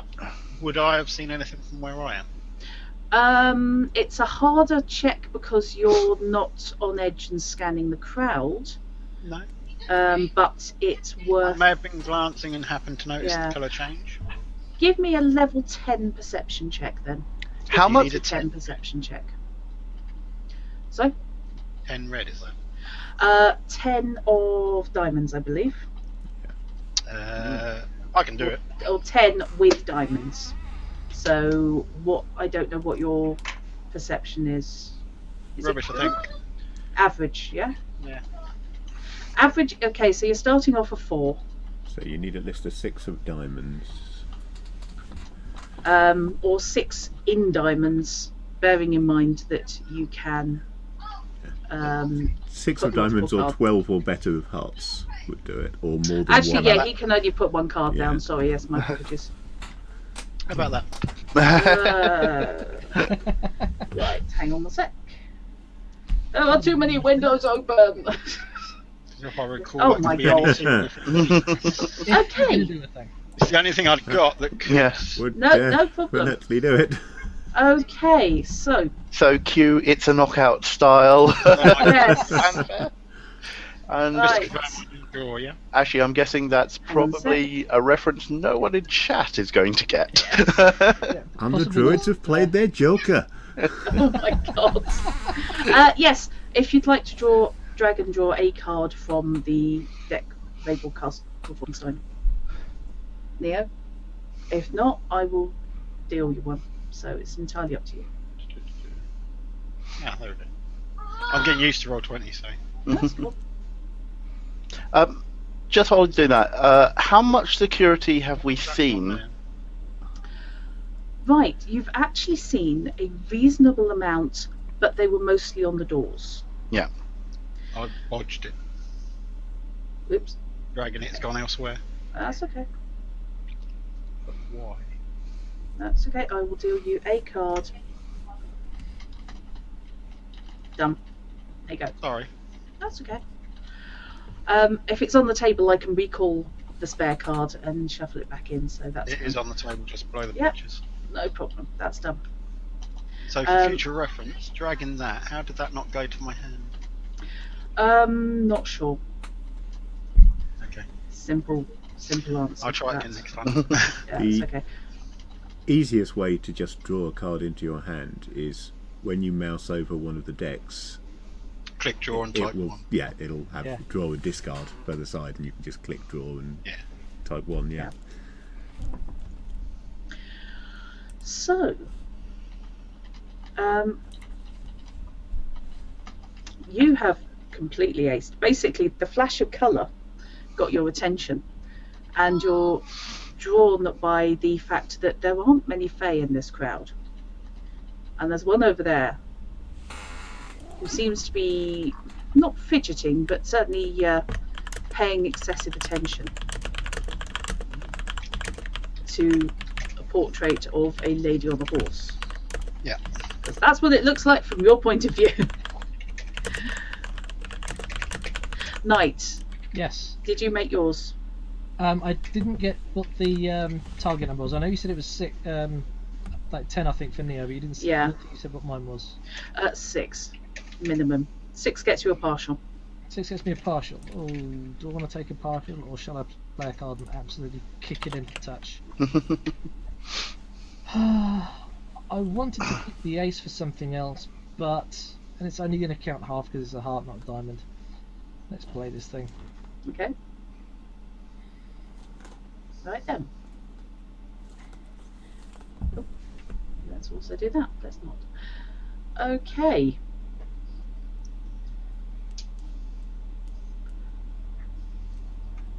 And I get to replace the card. So. Sod's law. Okay, thank you. I like the way Roll20 handles cards. I genuinely do. That's one of the downsides with Fantasy Grounds. It has no native card implementation. I have now grabbed an extension that somebody did to let you use its table system to handle cards, which seems to work quite well, but I haven't actually tested it in the wild, so to speak. Okay. Fair enough. We'll have to give that one a go. Must be a Deadlands I've been fight or setting something. up Torg Eternity, and I've put the drama deck for Torg Eternity in, and that seems to be working okay, but obviously I haven't tested it with other players because I haven't run Torg Eternity yet. Moggy. Sorry. Oh yes, hello Tentacle Tail. So, that gave you a total of... 13? 13, okay, yeah. Your overall awareness, your situational awareness in this is such that you notice, A, that Lyricane has stepped away and has made a sudden movement. That's what got your attention. Yeah. What grabs your attention is from where you are, you're at a different angle to the bulk of the crowd. Certainly over by the portrait of the lady on horseback. And you can see one of the young men in front of it has bent down, and you see a glimmer of something silvery in his hand. He's reaching towards the portrait. I shall shout reasonably loudly, certainly loud enough to be heard not just by the guys over there, but by everyone. Okay. Oi! What are you doing? You little scrote. Excellent! From the colonies, no manners. Yes, Brilliant. clearly. Yes, you can tell he's a colonial type. Colonial Right. type bodyguard, there for muscle, not for anything else. Exactly, yes. Right. Like my ears definitely prick up, not Yes, just I think at I'll the shout, probably look. but also at the accent. Yes, gentleman across the way, so about 15-20 feet away at that angle, has turned round. He's wearing, well, I'll let you describe him, Knight. How's he dressed today? As well dressed as someone who isn't of the cultural level to normally be at one of these parties could be. He is clearly someone that is far more used to functional clothing rather than clothing for style and culture. It's literally the best he could get his hands on that wasn't something he would wear on the streets. Yeah, he's probably a servant then, is he? He does have a cane, but it looks like the clothes, whilst they fit him, he's not comfortable in them, and that is obvious. As a start, he stands like someone that is prepared for action. He's about average height, about 5'10", fairly slender, dark haired with a little sort of curl just coming over his forehead. Okay. He's got the whole Christopher Reeve thing going. Yeah, only Christopher Reeve didn't have the scar over his eye. Yeah, okay, fair enough. Right. Okay, everybody in earshot jumps, and you see two men standing over near the artist. Reach for their sabres. Do I recognise those men? You haven't been introduced to them, but they have been shadowing him and in the crowd listening to him talk all evening. They are in nondescript but well-cut suits, with a vaguely military cut, high boots, and non-extravagant collars. There's not the pretentiousness of the high wing. There's no fur involved. They are smart. These days, they'd probably also have curly earplugs.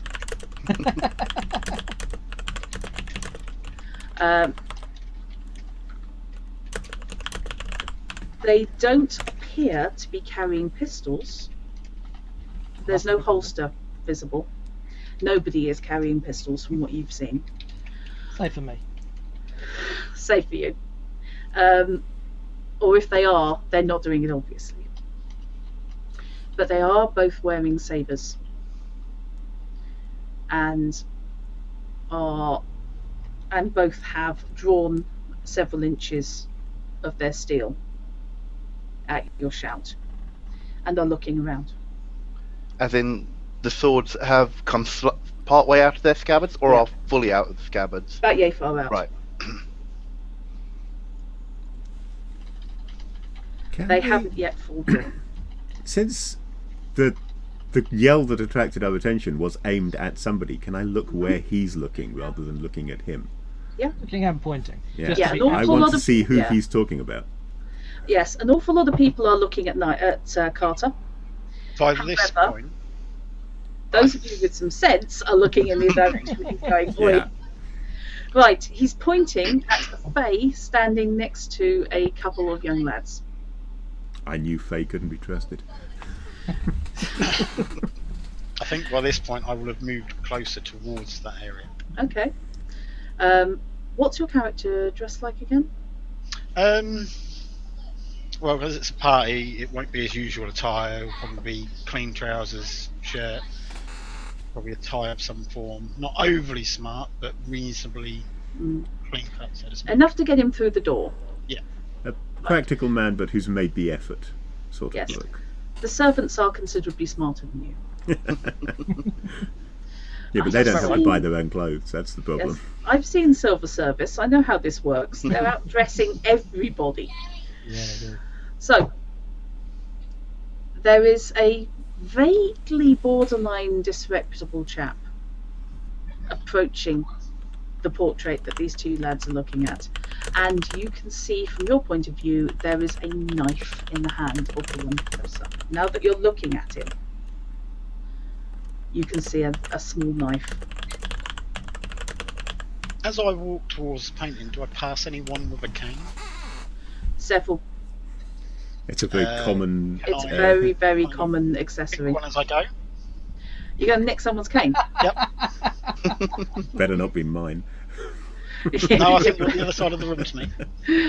Oh, hero on hero combat. When does that ever not been a good idea?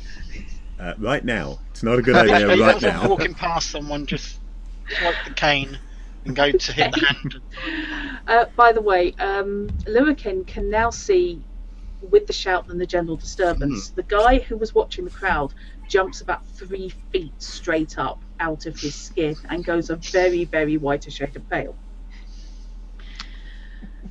And looks really worried. I step back a pace, Yeah. and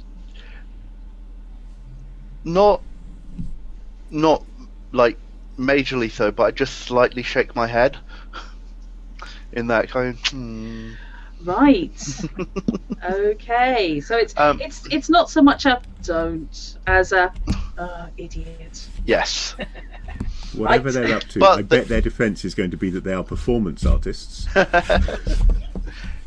Hey, I've used that defence for LARPing in the streets of London. Excellent stuff. Brilliant. Oh, so cool. Sorry. Yeah, one Saturday afternoon in Leicester Square in a busy summer. Yeah. Remind me to tell you that story at a different point. Excellent. Yeah, we will hold you to that. Actually, yeah. We're off stream. We'll have to trade LARPing stories at some point, Grant. Yeah. I respect LARPers. I couldn't do it, but I do respect LARPers. Yeah, definitely. Yeah, I don't have the patience or the costume skills. Right. So, you can see that you're looking disappointed. You're attempting to swipe a cane from somebody's hand. Yeah, because obviously with the earlier perception check, I'll have already known something was happening and already started to move. Okay. Now you've mentioned the knife. There are two immediate options for you. Okay. There is a gentleman that you would guess to be in his 50s who is standing with the cane with some pressure on it. He's clearly actually using it as a cane. Bad choice, as it's also known.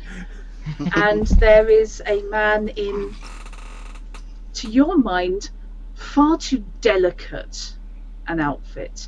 It looks like it would probably snag as soon as it, as soon as you try to block your, put your arm up, that would just run.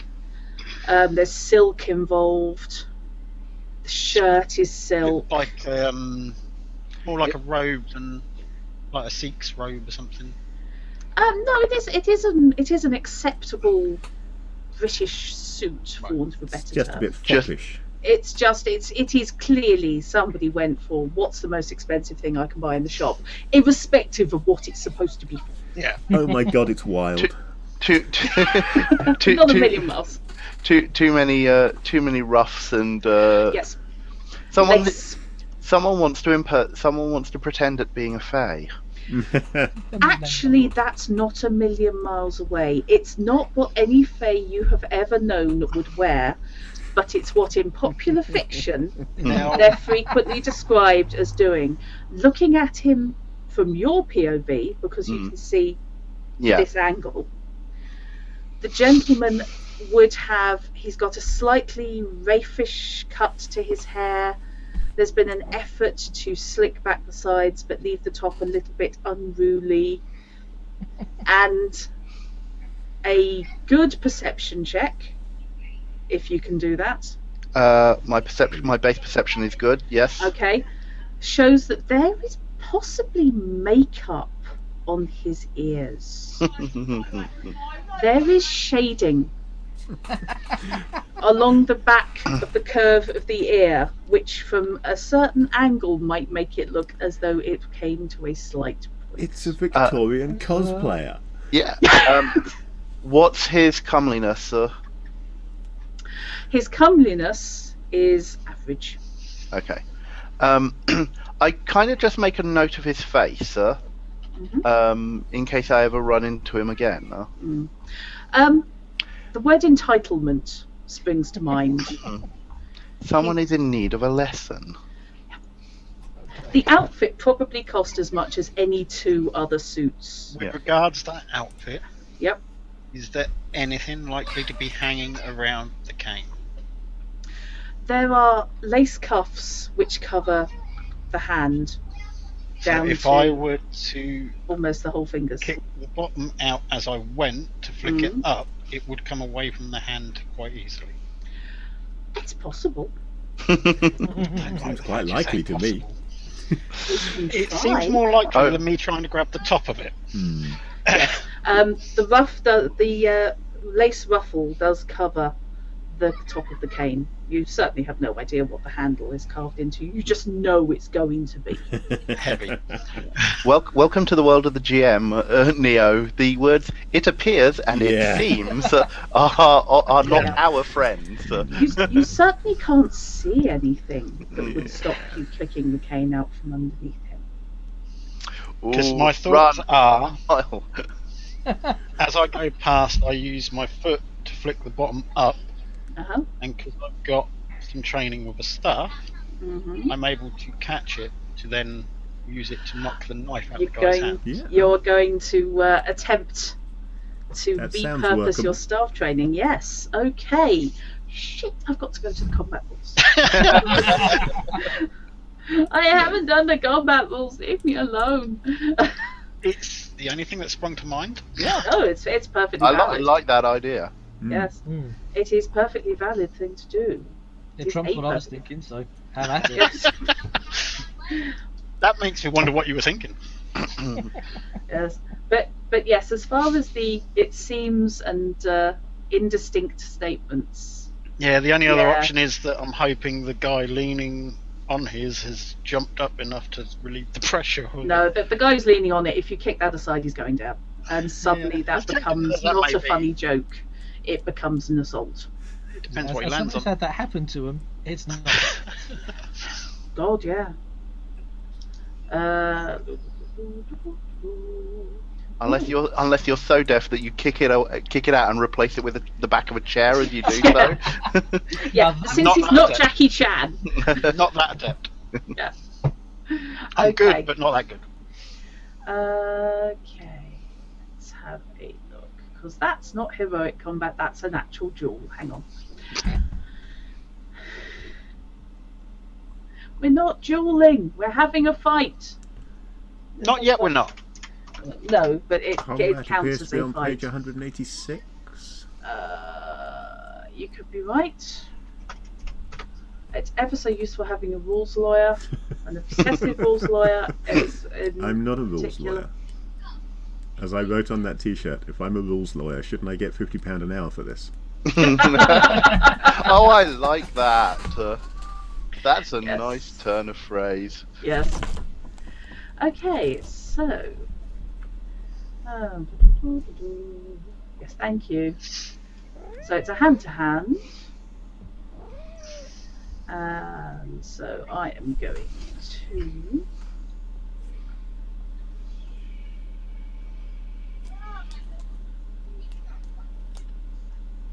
Sorry. This I really only have read this once or twice, so I'm just making my cool. way through it. If you're learning, I'm learning, which is a good thing. Yes. And Made we're the going to have classic to use it DM at some mistake of I'm not expecting combat this week, so I don't need to read those rules until next week. Thank you. Not expecting combat in my bloody games at all. Everybody seems to talk their way out of problems. Given a choice, yes, it's far safer. Nah, not me.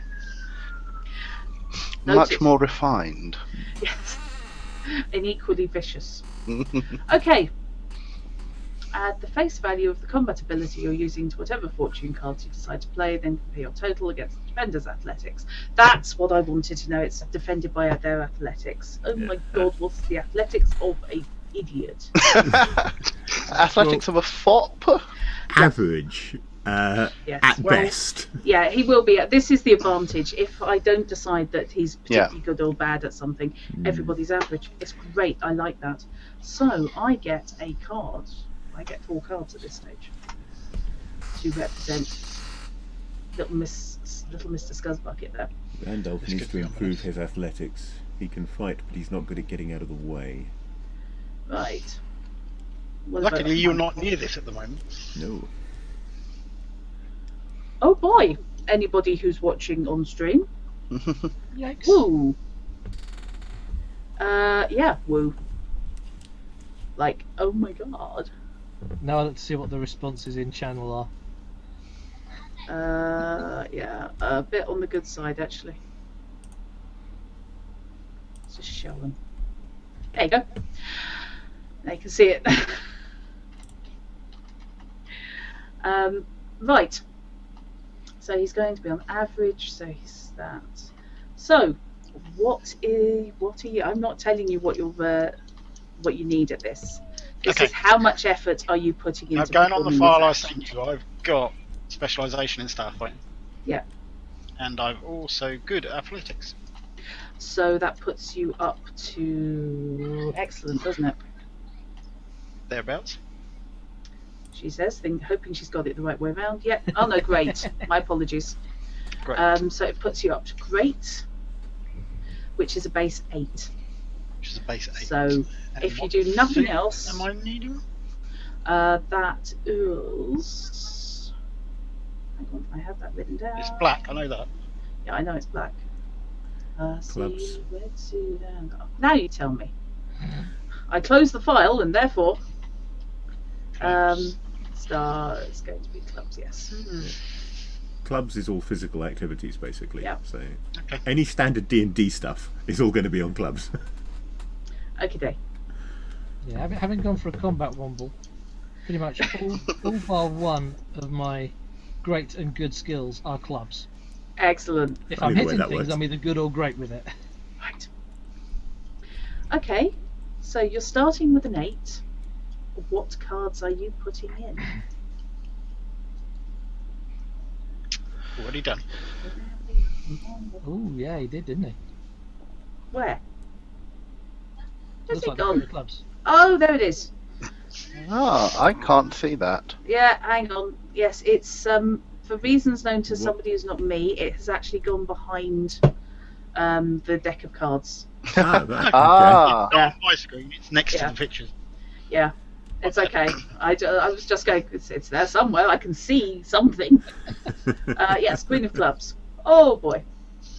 Well, he's got a joker, but all that means is he's matched. He's got the right suit. Well, So only that's a that's 15. a 15, yeah. So that's a total of 19.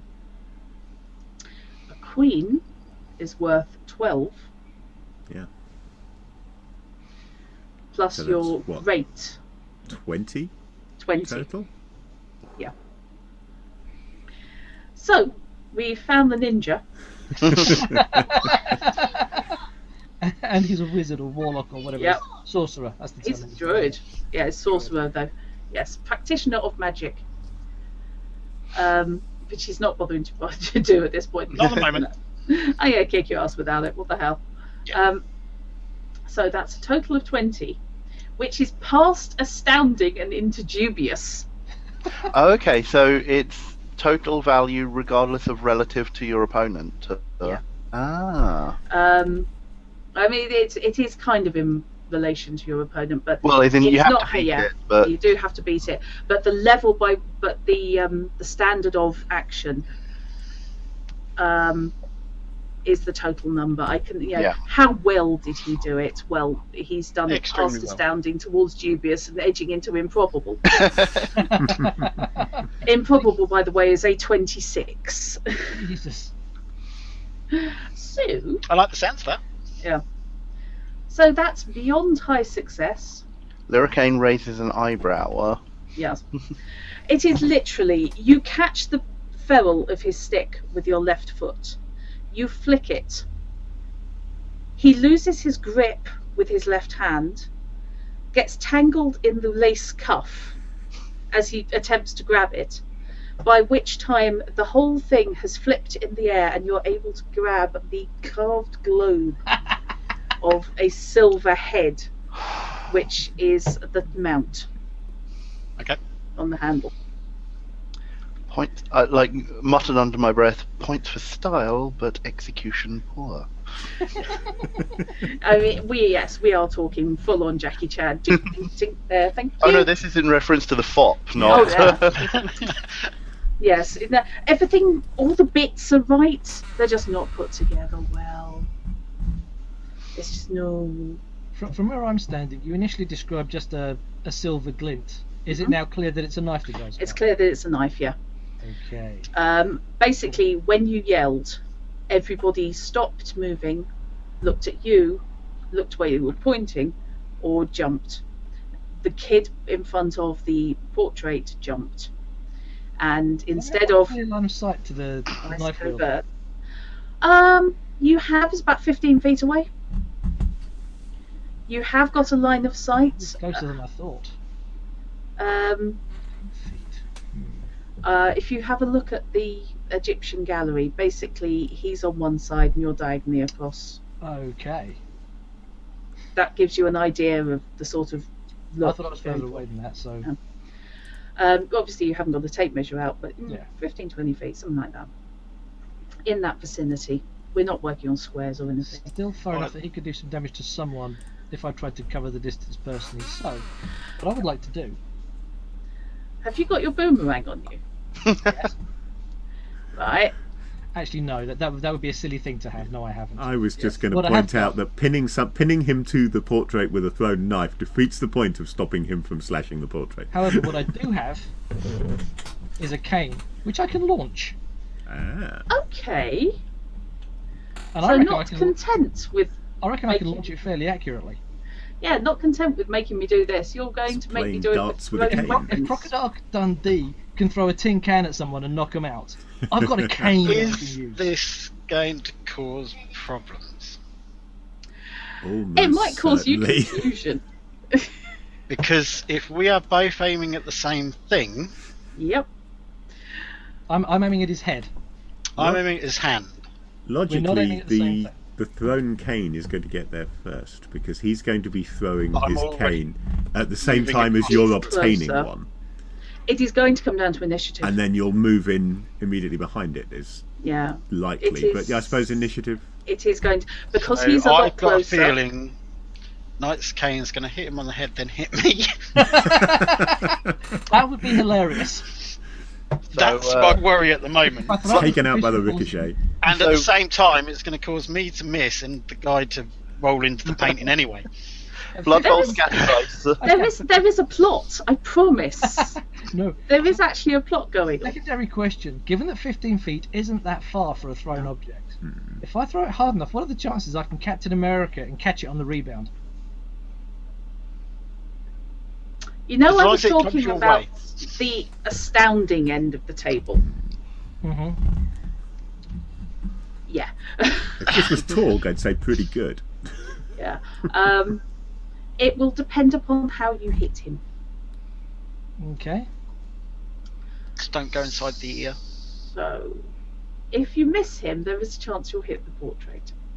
Yep. Just I'm giving you aware that of now. I'm assuming this is going to come under the marksmanship skill. It is, because I can't think of anything else. Unless you have I- thrown daggers. Which also I thought Which I think Oh, would it's come under under marksmanship, yeah. wouldn't it? It's very broad skills Dipstick. in this game. It is, yes. I would be inclined to make note of the ranged attack rule about effective range. The effective range of a cane, which is not intended to be thrown, is probably very short. Yeah. So this is probably outside the effective range. 15 feet's not that far. No, I know, but it's still... It's not a big deal, it's just a 2-point penalty. I'm Yeah, just I'm going to thinking give- that for something that isn't intended to be used this way, Yeah. I'm going to that give an may well be effective reasonable range, to apply. an effective accurate range of 10 feet Okay. to this. So yeah, you have a -2 to your total. Can you... I know this isn't that kind of combat system for this game, but can he take a couple of paces forward and then throw it? Not and get him first. Right. Yes, But surely he'd be moving forward as he threw. I don't necessarily know that. Is it Alexei? Yeah. Yeah. Is doing what he's doing. I'm focused on this guy at the moment. There's movement, but this is my focus because there's Yeah, you've got Yes. the tunnel vision going. There's So other people step reacting in the corners of your launch. vision, isn't it, really? yeah, it tunnels in on the action. So there's Yeah. stuff going on, but this is where I'm focused. So yeah, I'm not going to move in and try and then throw. I'm just going to where I am launch, Okay. tip head first at the Right. handled end first. Okay. This Yeah. is a laborious test. Laborious meaning Laborious meaning you will need 10s. yeah, no problem. That's just to hit him. The rebound will be another test. Okay. Well, to hit him, I'm throwing down a king of clubs, which Oh, bloody hell. with the -2 gives me 19.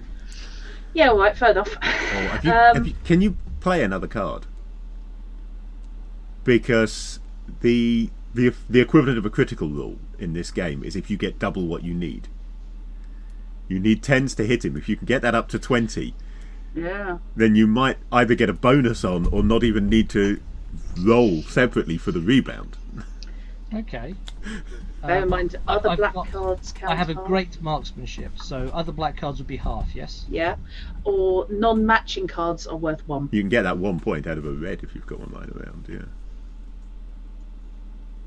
There you go. Right. Oh, bloody hell.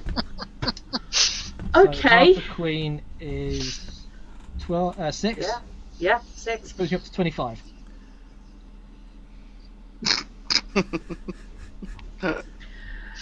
Can I have the Mickey back, please? Because I think you're taking it.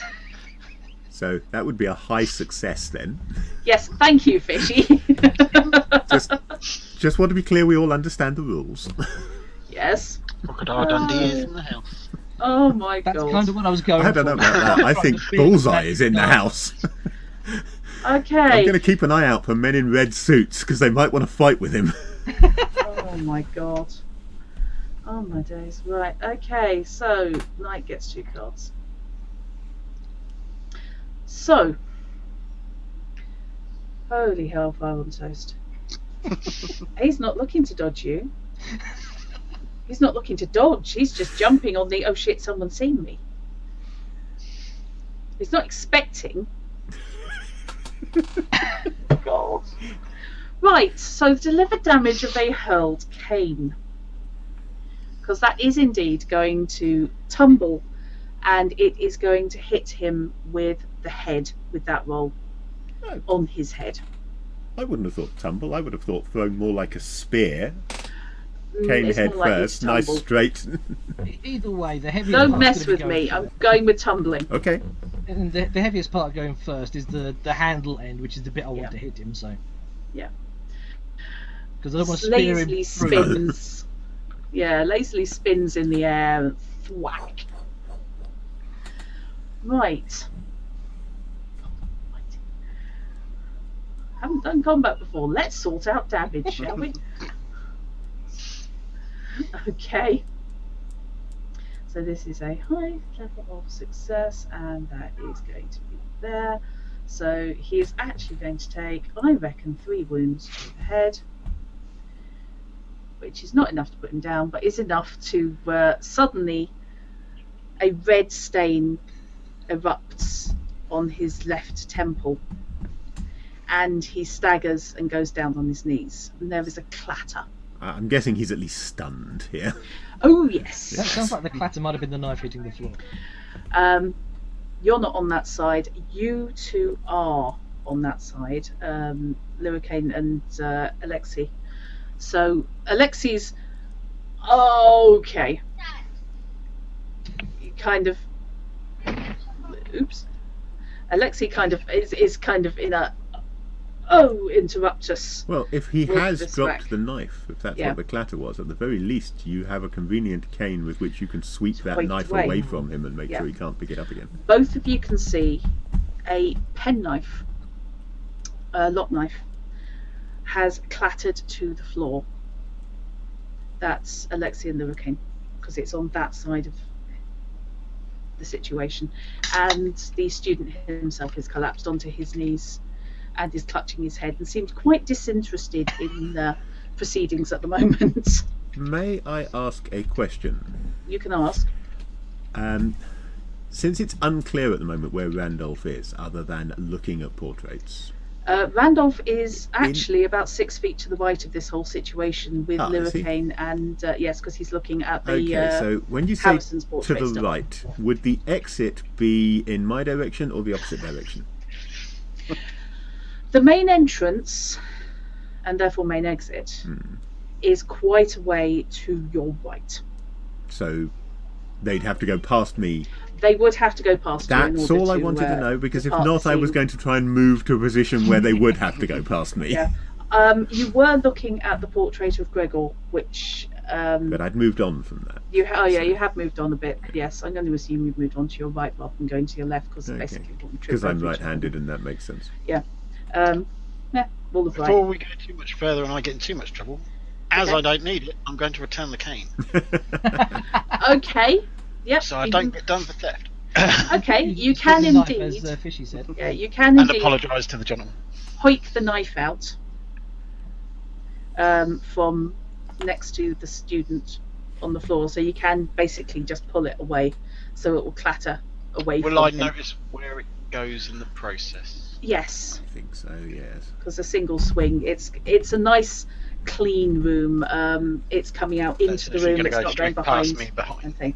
It's basically going to end up near your feet. Okay. While Lubricane looks on in amusement, I'm guessing. Oh yes. Yes, you can then pass the cane back to Elf Foppish. So he's had his cane back and he's going, what?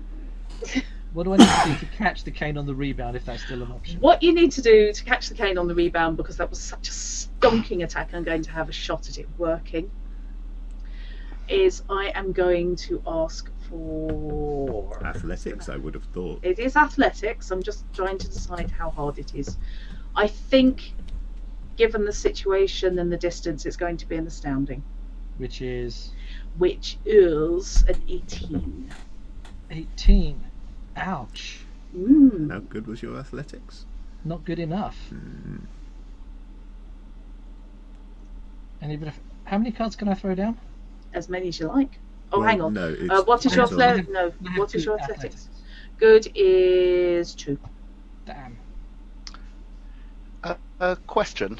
Yep. So when you said that, like, they obviously like come from money, yeah? Yes. Would it mean, like, if they gave their name, would it be possible to know, like, what family? At least the one who I had engaged with.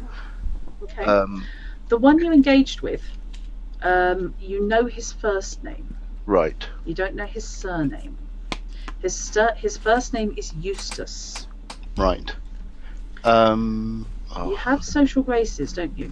You have connections. I have connections, and I only have a specialism in social graces. That otherwise it's average. Okay. My social graces is for society manners, more than rather than like peerage or anything like that. I think so it it'd be would connections. Yeah. Is there a way I can have it on marksmanship rather than athletics, given that I'm used to a boomerang throwing things that come back to me, and thus catching them again? Yes, actually. Although, aren't they the same suit? They're the same suit, but it's a different skill. They are the same suit with a different skill. Given your experience, I wouldn't normally, but as a boomerang wielder, you are used to the catch and the throw and catch. So it's something that you've done. This is not a novel action for you. It's just that normally you would do it with a big bit of wood instead of because you are a boomerangier or whatever.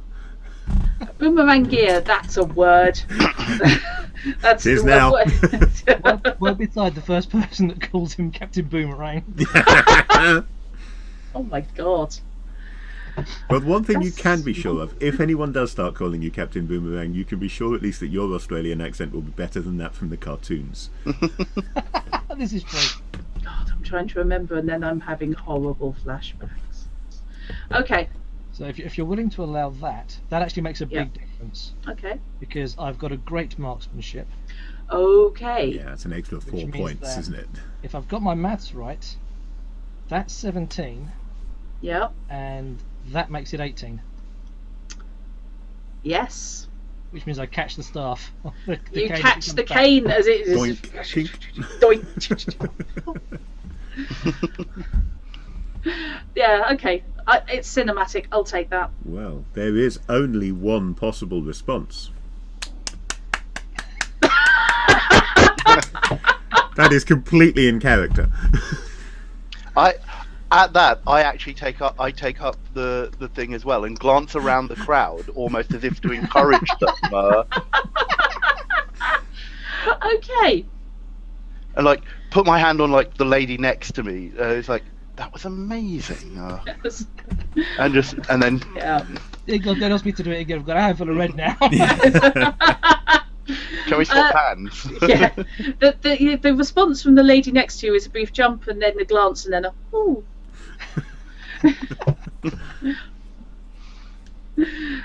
Yes, you actually do manage to get a little bit of a Mexican wave of clapping going. Before I bow, I will take a quick glance to make sure that Hans is still okay.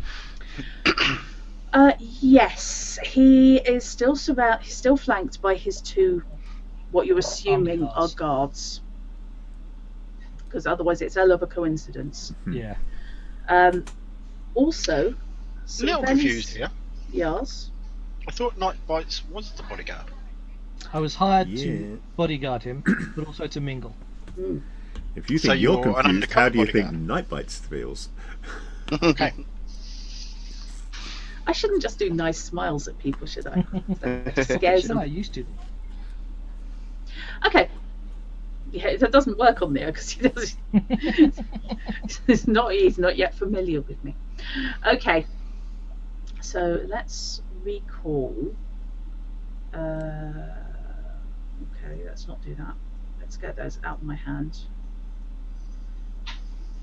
Yeah, there was a reason for that combat. It was a bit okay.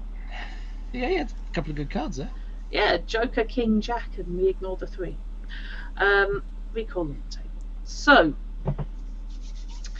there is a very offended and confused-looking young fop. The guy on the floor, who, yes, has had a bit of a head trauma, is currently being helped away now by 2 uniformed museum guards who have pushed past Lyricane and Alexei. Given that all the attention is on him, how difficult a perception check is it for me to have noticed his companion? I mean, other people are already aware of his companion, but Randolph isn't, so I just want to know if I can respond. It is not difficult because they are dressed exactly the same. They are both dressed as high-end students. If it's averagely difficult, I'm okay. It is averagely difficult. Because I'm average. You're averagely perceptive. Yes. Yeah, I would say that was an average. Cool. So what is his friend? So what is Eustace doing at this point? Well, you would imagine probably you could smell it. He looks horrified. His jaw is on the floor. He looks like he's half about to step towards his friend, but the large gentlemen who are escorting the friend out are obviously a big deterrent. He's kind of vacillating. Being a high-profile event, there is already some form of police presence.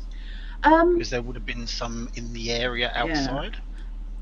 There are police outside, but there are only museum guards that you have seen inside. So no one has called the police inside yet? No, it's only been 30 seconds. A few seconds, yeah. I understand that. I just wondered if any alarm had been raised for that. No, that's not the sort of thing that happens at those events. It's the sort of thing you deal with, it's dealt with privately, probably by talking to your father. There's nothing private about the whole crowd looking at it. No. Did I get anything with my connections? They're discreet. Yes. You have got Eustace, who, if he is the one you're thinking of, is the second son, indeed, of the Earl of Wilbury. What? Important guy, or? Do I recognise him? Sorry? Do I recognise him? Do you have connections? Of course I do. Roll it. Okay, well, I'm good to begin with. What do I need? No, you haven't had the introduction, so go with next one up. This is going to be diamonds, isn't it? It is, so that's going to... When I'm halving another red card, do I round up or down? You round down. Okay. And it's a 10, by the way. So you're aiming for. Good gives me, I've forgotten, 6? Good gives you 6. 6. Oh, well, in that case, I'll throw this 10 of hearts in, which takes me to 10. Okay. So both of you can get the same information at the same time. It's Eustace, the Honourable, in fact. Eustace. Son of son of the Earl of Wilbury.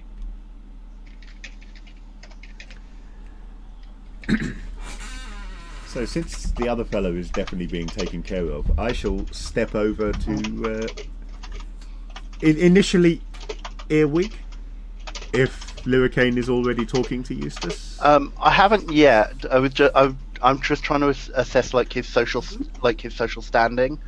Right. So obviously, like son of an earl, Mhm. like relatively decent. Like how well known is the Earl of Wilbury? Okay. With your background and connections skill, I'm not going to make you draw for this. The Earl of Wilbury is a renowned patron of the arts. Just realised I need a new He card, did not don't I? sponsor this exhibition.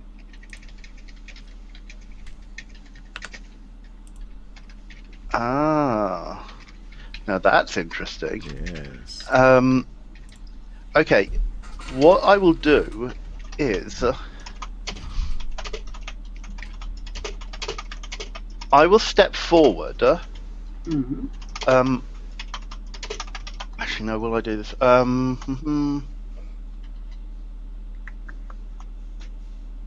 Okay. I'm going to try and do something here that I don't quite have the rules up for Okay. myself. So, I have a speciality. I have a glamour speciality in auditory glamour. Okay. So, what I want to do is basically project effectively a message to Eustace, such that only Eustace is hearing this, Right. but also imbued with the power of, like, my fairy power of enchantment. So I have excellent in kindred powers. Sorry, I have great in kindred powers. Yeah. Okay. So it's a combination of a D&D message spell with a Jedi mind trick. Pretty much. Yeah. Right. Okay. That's going to be two draws, but you will be Right. able to draw up between them because they are two separate activities, although they are being combined into one here. Okay, so the idea is basically so that only Eustace can hear this. Mhm. A projection imbued with power of you knew nothing about what your friend was up to, Okay. didn't you? That kind of like you didn't know what your friend was up to, did you? To kind of like implant that suggestion so that if he is questioned, that is what his story is going to be. Yeah. You're going to be implicit in getting him off. Exactly. Yes, and then he'll owe you a favour, and that's how these things That's how work. fairies work. And at which and what I will also transmit with that is basically my room number at the embassy. Okay. With come and see me afterwards. Right. Okay. Sounds very much like a teacher. See me after. Well, he hasn't really learnt his lessons well. If they were going to do something like this, they should have been better trained. Far better Oh my prepared. God, he's recruiting a network from amongst the young. Oh yes. Okay. I'm in love with this game. So My likes include frustrated ambitions. yes, you did it wrong the first time. Let me show you how to do it right. And having contacts is not a bad thing in your line Exactly. of work. Okay, yes, we like this. I don't know about anybody else, but Falkenstein is really, really appealing to me so So far. far, I'm enjoying it, and yes, it is appealing. Yes. Okay, I suspect I probably like if this is going to require significant roll since I have only black cards. Uh-huh. But as I say, my specialism in auditory glamour gives me a base of 6, and the kindred powers is a base of 8. Okay. I am going to ask in that case for its As I say, single target a auditory 6 will do- hallucination. yeah, a 6 will do it because of your proximity for I- the auditory I stuff. assume, Drupt, that you're basing this on the paragraph on page 185 about doing several feats at once. Yeah, I was. Yeah. Just if you didn't know that was there, it's on page 185. 5, yeah. Hang on. And you seem to be doing, from the sounds of it, pretty much what it says you should do here, but it's hard to tell because I'm not privy to your actual thought patterns. Is there a facility for basically me to dump cards? Or... No. No, okay. No, unfortunately, that's expressly stated. Yeah. I suspected as much. Yeah. There kind of is. It's called do a thing and waste a card on it because you don't care. Well, that's the thing. It's like, given that you have asked me for a thing, can I just throw a black card on it with for no value? Well, black card will still be worth 1. It's worth a point. It'll still give you a point, so yeah. Okay, well, if I can do that, because I thought you said if it was a black card, it would have to be justified, and I don't really have any physical justification. No, in order for it to have the full value. Ah, right. Okay, makes sense. You can change the suit, but a non-relevant suit, so one that's neither colour matching nor the correct suit, will simply be worth 1. Oh, right. So okay. you'll always be able to put at least a point into things. Okay, well, I will throw that then. Okay. So your first one is, I said... so I've got a 7 for that then. Okay, that's fine. Yep. Hang on, let me just sort that out, and then we recall the table and deal. Every time you say recall the table, I just assume it must be made of sapient pear wood. Thank you for that, Fish. Okay, there you go. That doesn't sound happy. Oh god, no, that doesn't sound happy. Okay. Okay, and what for the kindred powers? For the kindred powers, that's going to be a trickier one because it's going to be opposed. Okay. Not intentionally opposed. Right. Yeah. Okay. But yeah. you are having to get past his natural self-control, which, to be fair, is not good. It is in fact average. So he can have those. Yeah, right. Just because I didn't tell you it was me. Oh my god. Right. So it is inherently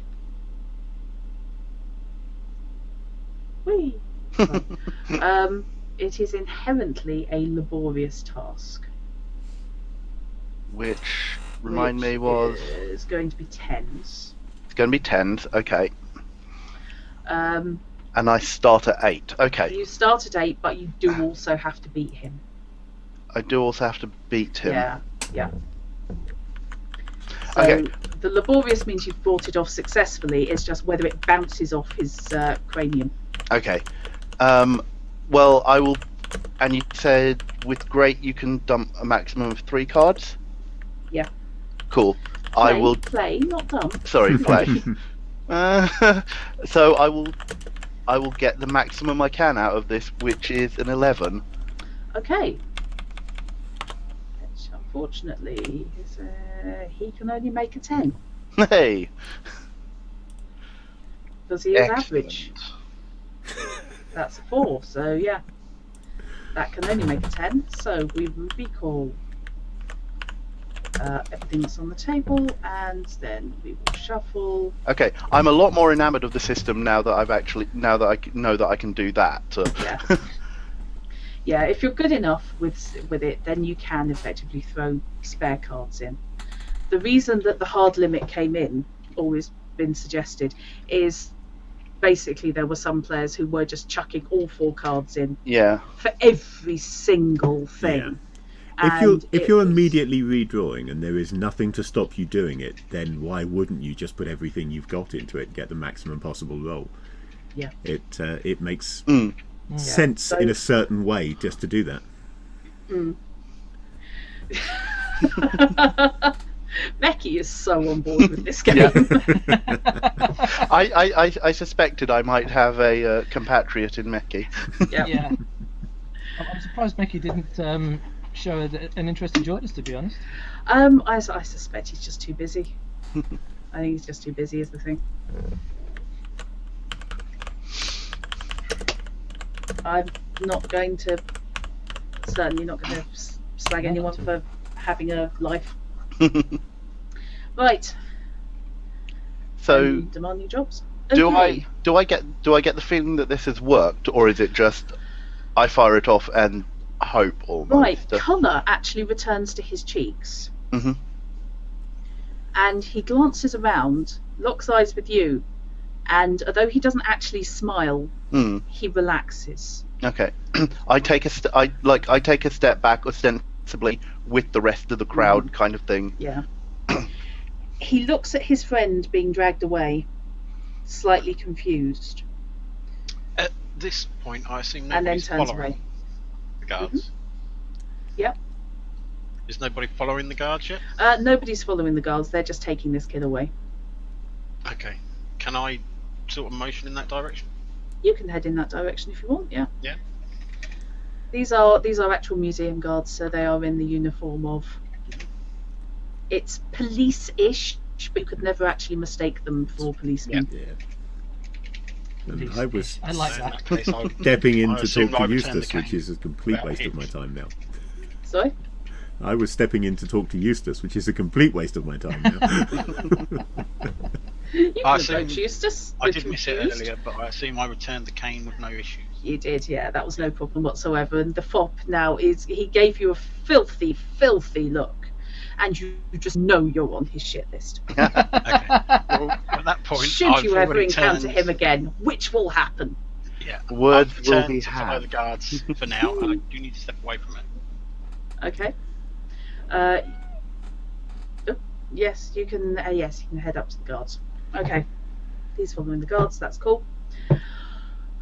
Memo. You just need to note down that the fop doesn't like Alexei. And this is how nemesis are created.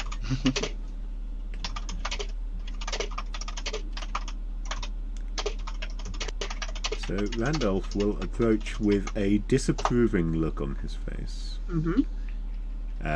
Not make any threatening gestures, but will sort of gesture with his cane in a non-threatening manner, just in a getting an attention type manner. Yeah. You know. Eustace, Stay off my- care to explain what that was about? What the devil are you talking about?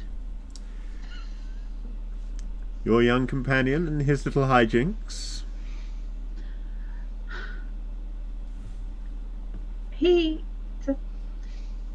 I didn't know what Alistair was going to do. I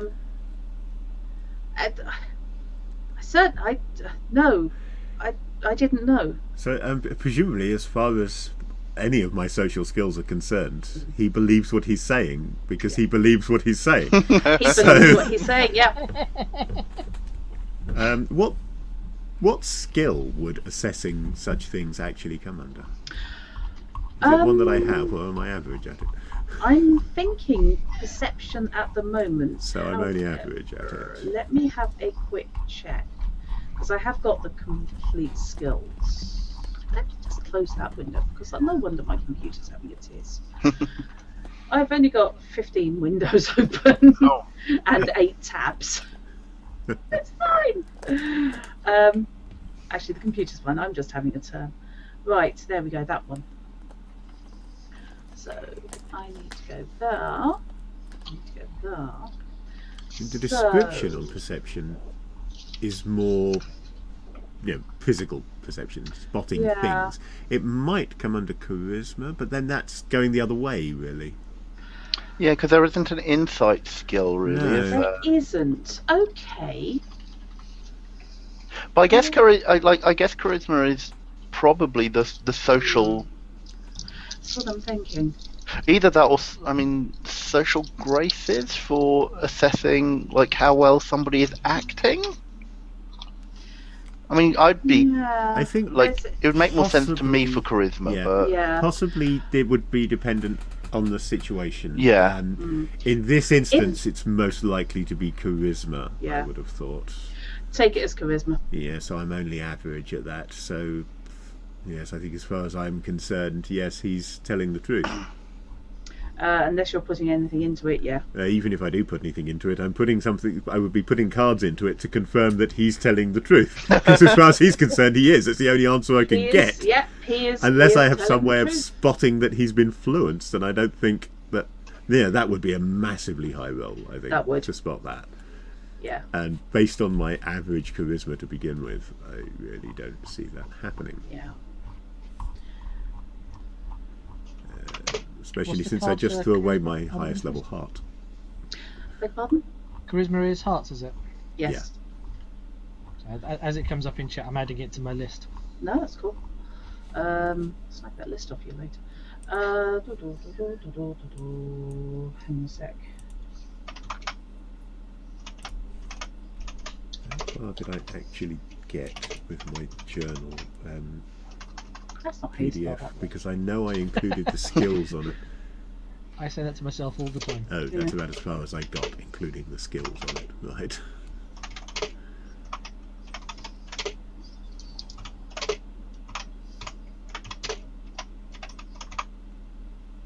So, well, Right. Nobody's actually looked into the friend, but never mind. so Alistair, you say? Do I know him? I don't know. He's in my house. Alistair. Well, technically, it's Alistair Shield, but that's not a real name. That's his father. Now you're confusing me now. Terribly sorry. Well, you know how naming conventions work. Do And I know how naming conventions work? Yeah. Because as a And- character, I have no idea what he's talking about. Yeah. It seems likely that his family name is not necessarily his family name. It's what's given as their title, their area. So, like Capelvale. Yes. But only Daddy uses that. The rest of us still just go by Quigley. Yes. Yes. It's a bit pretentious not to. Yes. Oddly enough, pretentious is a really good way of describing these two. So, in that case, if I've just been given a title, You have social graces or connections? either one, better off. Okay, I believe they are both good. Let me just quickly check that. Overhearing this, can I use connections? Yes. Yes. What was the name you said? The name he said was Shiel. As in SHEEL? SHIEL. Oh, IEL. Okay. Okay, so yeah, I'm good at them. How difficult is this roughly? Yeah. I mean, I'm not saying you must give us the exact number each time, but an idea of how hard it is would be good. It's not as easy as it could be. You're looking at probably around 8-ish, 8 to 10. 8-ish. But it's hard for you to judge. And I've got 6 to start with. So I have 8 to start with. Yeah. Do I need to throw anything in? To be certain, yes. You'll get the vague outline. I think Is it diamond or heart, sir? it would be diamond. Diamond. wouldn't It's it? diamonds. Because it's a Cool. mental thing. Yeah. Sure, I will Yeah. throw that in then. Okay. I'm going to throw in a halved heart. So I'm rather half-heartedly going to bring Hey. my total Hey. up to 9. Okay. And I pull 12 on that. Okay. That's pretty much enough for the pair of you, coming from different directions. Fish had a slight bonus because Randolph's British. Just out of interest, is this happening within earshot of me? Have you approached after the injured kid was dragged away? That depends on how close the crowds have gathered, either around the remaining kid or me. I would think you're probably slightly closer because there's a good Yeah. chance that your catch would have been That you stepped moving forward. Yeah. stepping forward and So, catching yeah. it. Yeah. Because it's not going to rebound the whole way. Yeah, what the hell? Yes, you can be in earshot. Okay. That's not I'll be difficult. listening in, but I'm guessing Alexi is within Sorry, earshot just as well. Alexi was Oh following no, you the were guards. following, yes. Yeah, Alexi's following the guards out.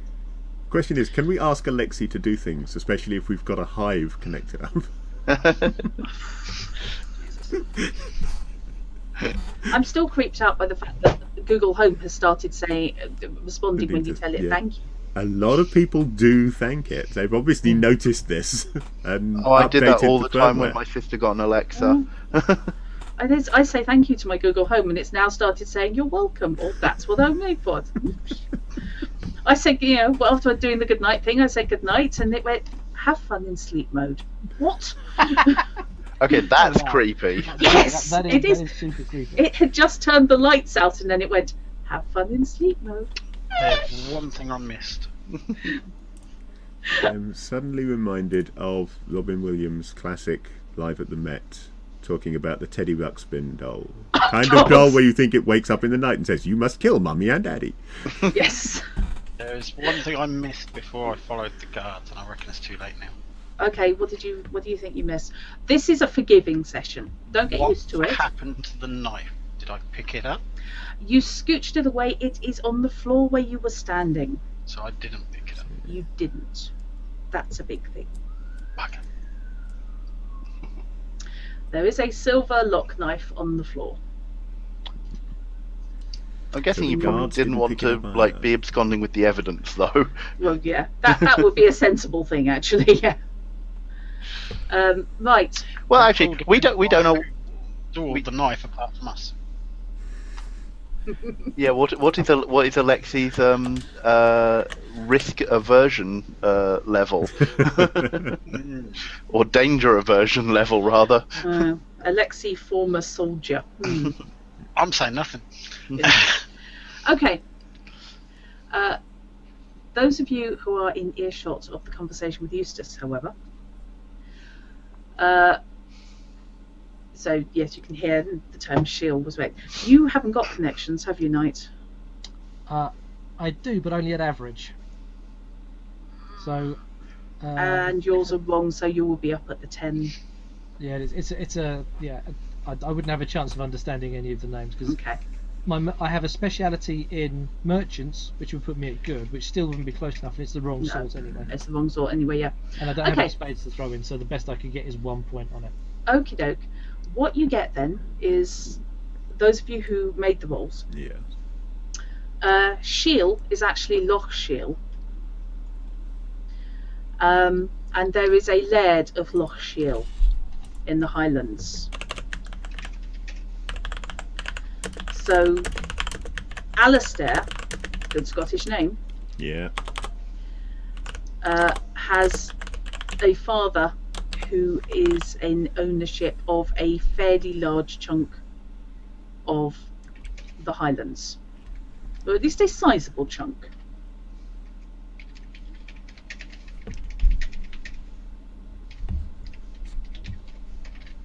And that's the guy that's just been carted off. That's the guy who's just been carted off. Guess who's not seen the inside of a jail cell? Right, Since we've established nobody else has done, Uh-huh. and in his own head Randolph has established that Eustace doesn't know anything, having identified the perp, that's probably about all I can get out of him. I think Randolph is going to retrieve that knife. Okay. So yes, you can do that. Nobody else has yet done so, and the crowd aren't particularly interested in doing so. They're all sort of doing that whole. I'm very much interested in seeing who does pick up the knife, so I would have been watching for that. Okay, yes, the guy in black with the red cravat has just picked That's up the the one. knife. In black, you say? Yes, indeed. Oh, well. Not entirely black. His shirt isn't. His gloves are white. I shall filter through the crowd with as much stealth and subtlety as I can manage. Okay. I thought you were going to say Grace. Like, grace isn't something I do. Well, technically it kind of does, because you can't be ungraceful and stealthy. Exactly. No, But yes. well, I can be ungraceful. Terrible at stealth. And I shall make my way towards this black-suited gentleman. okay. When next to him. What were you planning on doing with that one? I don't know, why have you become Scottish? I don't know either. It was a bang on the head earlier. I don't know. This is obviously an agent of the Laird of Lochshiel. Yes, he's actually now been set on shop demonstration mode for the accent. It's fine. Haven't really decided yet. Excellent throw, by the way. At which point I step forward as well. And it's like, yes, I have to say, watching from the crowd, that was most exhilarating. Well, Okay. I didn't have my boomerang. It was the next best thing. My eyes light up at you saying, a boomerang? What manner of item is that? Catch me outside one day and I'll show you. Oh, I will very definitely do so. What's Carter's comeliness? Just so we can keep track of everything. Comeliness, is that a skill? Yes. It's an ability, yeah. If it's an ability, I haven't got it listed, so that would be average. Right, yeah. Average. Right. He's doing the full Mick Dundee thing. I detect an Antipodean twang in your voice there. Been in the country long? Long enough. Long enough to find work. I'm sure that everyone concerned is very glad that you are here. Indeed. Admirable. Just doing my job. Right. As you're sort of standing and exchanging, eyeing each other up and exchanging particulars in the whole testosterone is a thing. Except possibly for Faye, who Christ knows what they use. Glitter. Yes. Glitter, mainly, yes, I would imagine. And they look fabulous doing it. Yes. Everyone sparkles. Oh God! Twilight! No, I'm not going anywhere near Twilight. No. Better sparkles. Yes, actual sparkles. I need that as a GIF. I need the Benny Hill Twilight thing as a That is GIF. just genius. I'm sorry, what? There is a company called Riftrax, which is 3 of the former members of the Mystery Science Theatre 3000 crew, carrying on what they did with Mystery Science Theatre 3000 and riffing on movies. What they do is they started out just selling the audio track that you synced to your DVD or what have you, and you could watch the movie with their riff on it. And then more recently they started adding in cheap movies and shorts and things that they could get hold of with the riff already attached to it. But for big name stuff and cinema releases that when they hit DVD, they do them as audio tracks, and they did the complete Twilight series, which Drutt and I are working our way through. We've so far only managed to sit through 2 films. You are made of sterner stuff than I. I wouldn't do it without the riff tracks. For the first film, there is a sequence where I can't remember even the characters' bloody names. Edward. Ed. That's it. Edward is carrying whatever her name is on his back and running at vampire speed through the forest, which they synced to Yakety Sax. Oh, okay. I do have to go and look that one up then. Riff tracks I absolutely worship at the altar of. They are brilliant. But yes, it's no. It's great. Yeah, that's the only way we got through those first 2 films. We're going to have another go this week. Yeah, it needs a riff and alcohol. It's the only way I can watch them. Yeah, it's painful otherwise. And we've just lost anyone who's a fan of Twilight. Oh, God, never mind. Okay. I would be surprised if they were watching in the first place. I would be amazed if they were watching in the first place. The only thing they would be less likely to watch, I feel, is a Vampire the Masquerade actual play, where they'd be there for about 10 minutes and then run screaming. Like the Sabbat, but to glitter. Yes. God. Well, there's an image now. Thank you. Yeah. There's Sabbat on Earth. They're children. I'm just imaging a Sabbat who actually, they work in a glitter factory. So they just bury them in 200 ways of glitter, and make them force their way up, so they come up in this huge shower. Now that's something that needs to happen. Yes, yeah. If they're evil, they coat them in glue first. Ooh. Okay, there's an image that I will not be able to get out of my head now.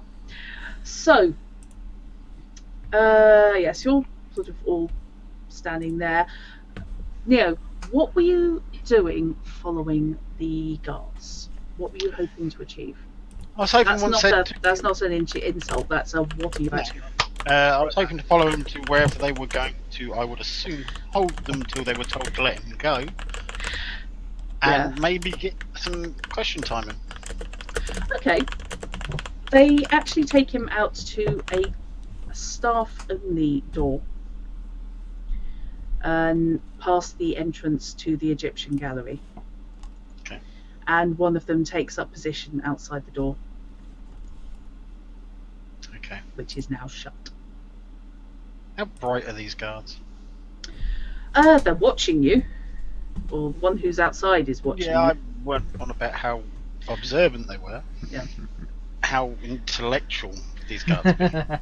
They are employed at the British Museum and are responsible for guarding antiquities from across the Empire worth a great deal of money. So if the That works of doesn't Arthur Conan Doyle are to be believed, they're necessarily thick. make them very clever. Probably not book learning, however, they are alert. Now, These people are Street smart definitely would be the reason. Yeah. Yeah, they're alert and they're good at they are good at spotting scum. Okay. Overall, don't fall in that category quite. no, I wasn't. Didn't mean to imply even slightly that you did. Don't worry. I'm just wondering if I'm going to be able to strike up a conversation with this guard on the door and talk my way in. I don't know. Okay. You can try. But I don't know how I'd go about it. Hello's a good start. Yeah, I'm just trying to think of what I'd say otherwise. I'll tell you what. I will give you some thinking time, and I'll deal with the rest of the scene in the gallery, Yeah, okay. and then we'll get back to you. But yeah, have a think. Don't stress it, and if you need to talk through what you want to do. Yeah, I'm just thinking of how I'd go about Okay. it. Because obviously it's going to be a bit Yeah. untruthful what I tell them. Untruthy, or lies as they're also known. Not quite a lie. Creative obfuscation. Yeah. Oh, we got another one. Okay. The word you're looking for is performance. Yes. It I could hate well you be. all. It's quite simple. Right. Much more fun. Yeah, true. Okay, and this doesn't count as leaving the scene. Leave me alone. Castle Falkenstein deals in scenes. You're not supposed to cross-cut away from a scene.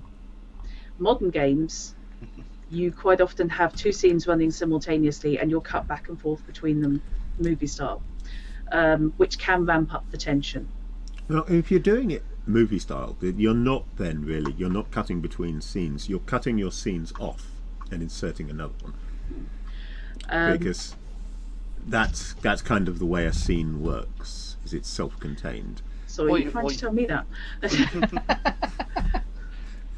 Or you look at it in the sense of you're running one scene but multiple locations. Yeah, that's where I am at the moment. If you actually leave the museum, then I will finish dealing with what's going on at the museum before moving on to what else is happening. Makes sense. Yeah. But at the moment, I'm going with a slightly larger canvas than initially dealing with. Is he getting tentacled again? Yeah. Oh, there he is. He loves you, or possibly No, wants he to just again. wants to be fed again. Greedy grump. Don't we all? Yeah, yeah, dinner. That's what I should have done. Okay. So, oh bless, and the cat's Yes, too. Mr. Shield, I expect you to die. Yeah. So, the crowds after the initial, oh gosh, that's interesting, have actually just sort of dispersed back out and generalised around various exhibits, and the excitement is over, and they're now back to admiring the art. I don't And- suppose either of you got a clear idea what young Alistair was actually intending there. He had a knife. That was Yes. enough for me to do anything. Not criticising your action, dear boy. Don't worry about that. Let's just say I have my suspicions, but that is all that they are. Right. How big is the picture? The portrait of the lady on the horse. Yes. It's about 6 foot square. Okay. So probably not going to cut it out of its frame and walk out with it then. Indeedy. At this point, I kind of hold out my hand to both of them and introduce myself at Lyricane, Margrave Freyong, Sir Randolph Hamilton Quigley. I make an appropriate bow, and again, the level of sparkle just kind of... there's a glow. Sparkling intensifies. Yes. Sparkling intensifies. Very pleased to make your acquaintance. So, Carter just has this, what the hell? And actually, what you will notice now is that Lurricane is speaking in like perfect English, but there is a very slight edge of a German accent, as well as the sound of, you can't quite place it, but you think it sounds like Christmas bells, like that faint dingling of silver bells on the edge of his voice as well. That's how cheap. Fascinating. Genuinely fascinating. Yes, literally. Okay. Enhanced a little bit by the auditory glamour. Yeah. I am so glad a semi-responsible human was in charge of the guy with glamour, because you can go so wrong with very glamour. Having detected the faint German accent, Randolph will say in pristine university German, "Pleased to make your acquaintance." Show off. I just chuckle at that. Okay. And nod my head. Yes, he speaks the language very well, but he speaks it like somebody who learnt it entirely from a book. That was very much me and my French living in Paris. Sorry, Latin language. Yeah, he speaks Latin as well. Yep. Mainly he reads Latin, but... Yeah. And likewise, I hold out my hand to Carter and introduce her.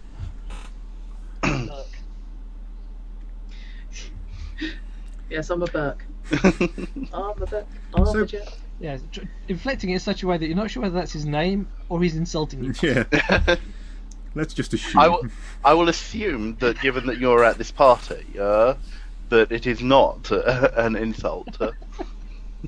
Right. So what brings you to the motherland, Mr. Burke? Sorry, Fish didn't catch that. So what brings you to the motherland, Mr. Burke? Please don't say a steamer. Work. Found my way over here to find work. May I ask what sort of work you do? You seem a handy fellow. Handiwork. Well, I'll keep that in mind. Might need roofs done. Never know when the Viscount might need a handyman. I am always in need of a handyman. Okay. So. In the back of his head, you know Randolph is assessing both of these two, trying to figure out whether they have anything to do with his elder brother. Because that's what he's doing with everybody at all times. What is Randolph's perception? Average. No specialities. No. Okay. There are the waiters and waitresses are once again mingling, serving drinks and tiny little biscuit things with brie spread on them and some unidentifiable green herb. That sort of thing. And occasional blinis, that sort of stuff. Little tiny little jars of caviar. Nothing that could be in the slightest bit nutritionally helpful, nor, however, does it hamper people or fill their hands. So everyone's sort of standing there, one glass. Randolph registers someone bashing into his back, only lightly. Well, since he's British, he will turn and apologise. You apologise at the retreating back of a waiter who is doling out glasses of champagne. Well, whether I apologise then depends on whether I see it's a waiter. You might start and then catch He may be yourself, English, but he's also an aristocrat. Yeah, okay. You almost committed a faux pas there. Yes. You get the okay, yes. You do register fairly quickly as a waiter. who knocked into you. Because Randolph is every bit as paranoid and suspicious as I am, he will immediately check his pocket and see that the knife's been stolen. Okay, you check your pockets and pull out a small folded piece of paper. Oh, going the other way, were we? The knife is still there. Oh, okay.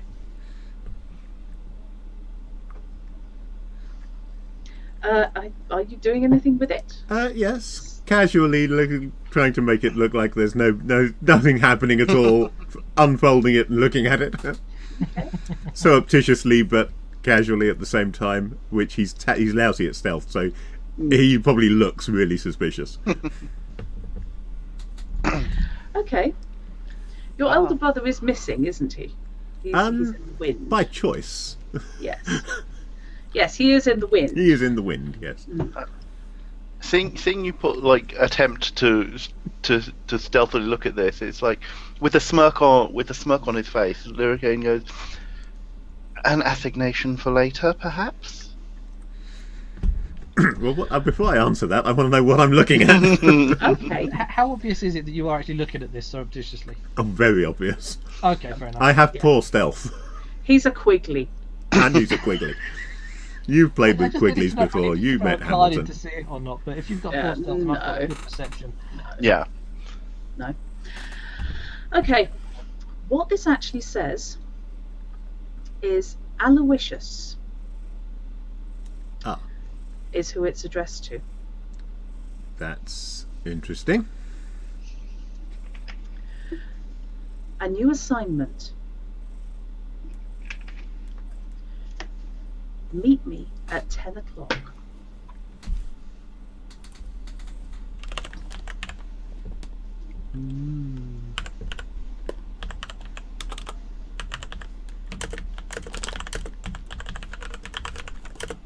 Let you finish typing before I tell you what the rest of it says.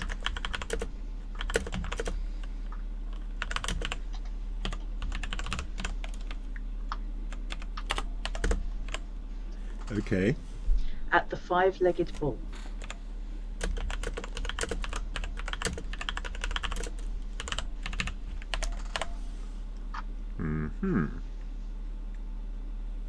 There is no signature, there's no initial.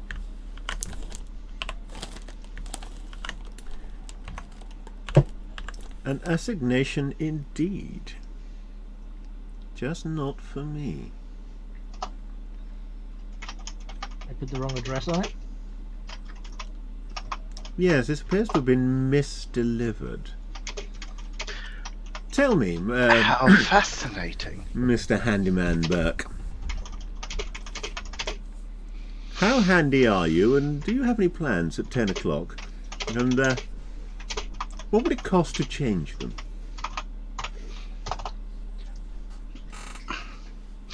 Smirk intensifies. Cha-ching, cha-ching, cha-ching. Yep. I believe there are some ill doings afoot, beyond mere vandalism. I'm paid up till the end of this due. Then, my services are for hire, and I'm very handy. Okay, this party is due to finish around 9. Now there's handy. Which actually convenient almost. Which I did actually have written up. I'm not quite that, as luck and the script would have it. Yes, the party is due to finish around 9. It's currently about 7:30. Okay. It started late afternoon, but the museum does not necessarily wish to stay open excessively late. Right, those So of you two things. Sorry. Briefly. Go One, for it. do I know what the Five-Legged Bull is? I'm assuming a pub, but it might not be. It might be a vague reference to something. This is actually not going to need a roll because it's something the characters, certainly you, possibly Knight, almost certainly because he's been around the block many, many times. Luricane will know. It's actually in the British Museum. Ah. There is an Assyrian, or a pair of Assyrian artifacts huge, great statues of a human-headed bull, which are distinguished by having 5 legs. Mm-hmm. So they appear to both be standing and walking at the same time. I can say they are freaky as hell. But they're also really, really impressive. But yeah, you would pretty much have had to walk past them to get in. Okay. And as someone who knows London, you would have been here before. Well, if this is due to end about 9, that sounds positively ideal. What time am I expecting the museum to close? That was going to be my next question. Yeah. The museum will officially close at the end of the party.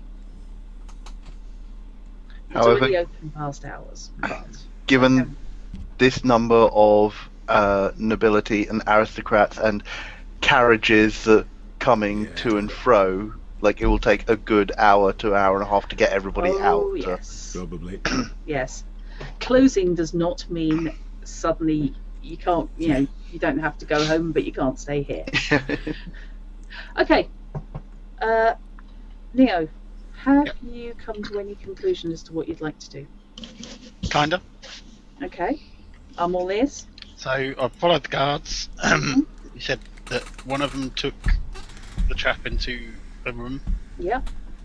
And the other one is outside on guard. Yep.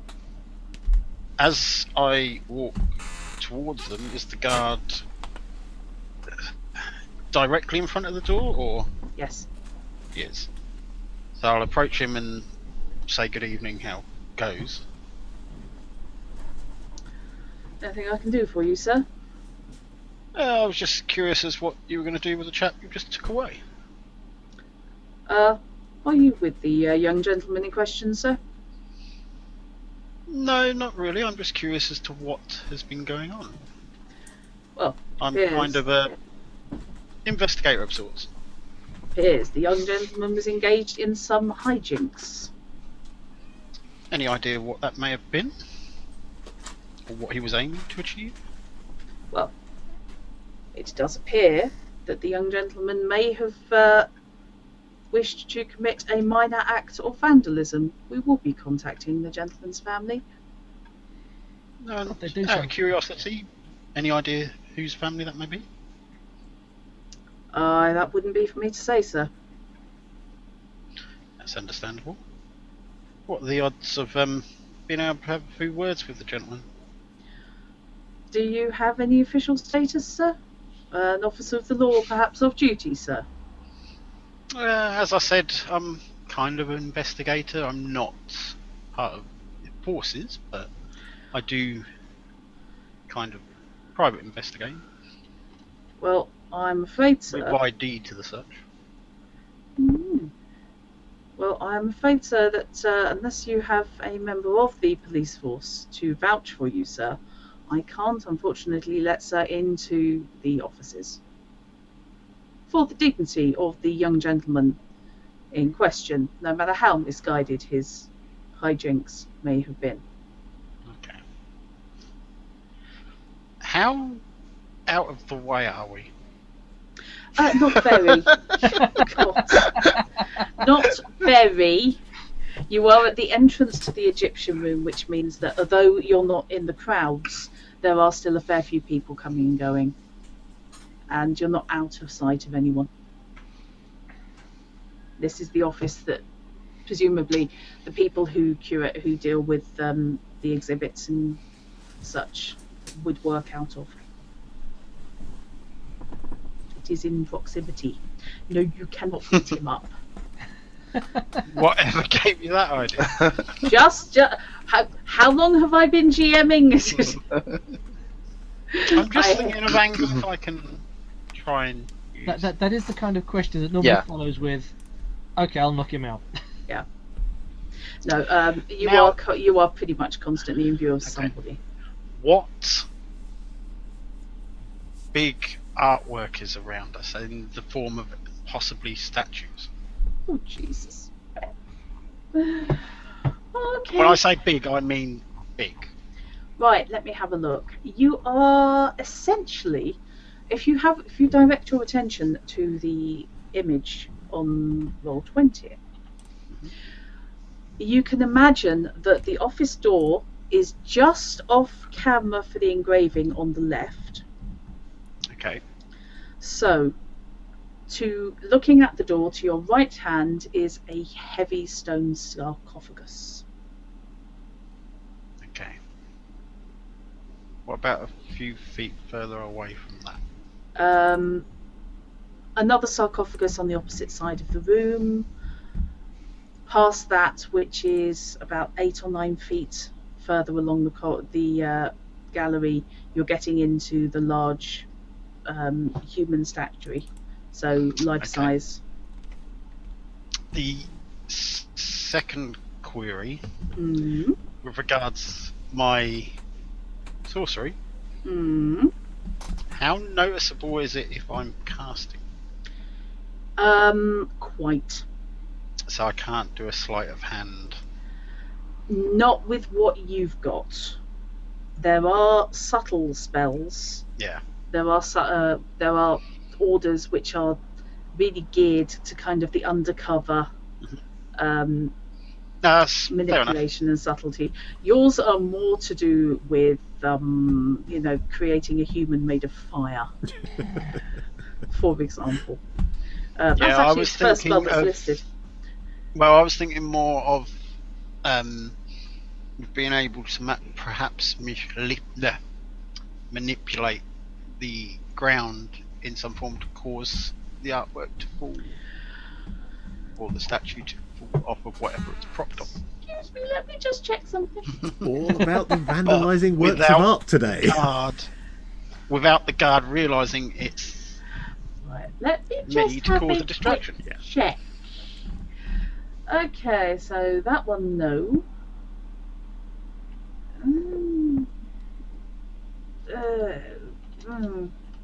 Definitely couldn't be done subtly. Oh, for God's sake. No, definitely not done subtly. Cool, but not done subtly. And that one's not really going to be of any use to you without dancing. Yeah, I'm not dancing. Well, there's a huge wave of sort of shamanic ends. No, I'm thinking more of kind of my hand point to the ground and shaping the elements. Shaping the elements would be the spell that you would want to use. But it's going to be visible. But it is going to be visible. Allows the sorcerer to manipulate large amounts of the chosen element in the raw form. Air can be shaped to whirlwinds, water to shapes. But it's going to have some form. Earth can be made to take forms. Hand movement with it. Yeah, you couldn't really do it subtly. Sorry. Okay. You've That's got the an case. list here, basically. Yeah. That's the case. I'm going to turn around and head back into the crowd. Yeah. You're good on big scale. You're not so good on little. No, that's fair enough. And that's not even the biggest scale he can do. That's the scary thing. Maelstroms are mentioned Yes, I saw in the that. other book. I also saw the shooting lightning at people. Yeah, shooting lightning, earthquakes, raise the firestorm. But that's going to be really noticeable. Yeah, that is in the second book, which is basically the one that requires dances and shouting. I suddenly had a thought on the lightning side of things. Could I use that kind of shock the guy to pass out? But it's going to be noticeable. Just a bit. This poor bastard just trying to do his job. I want information. He's not willing to help, so... You hear a sonic boom and the smell of ozone. I shall cast the new Mordenkainen's something. unsubtle taser.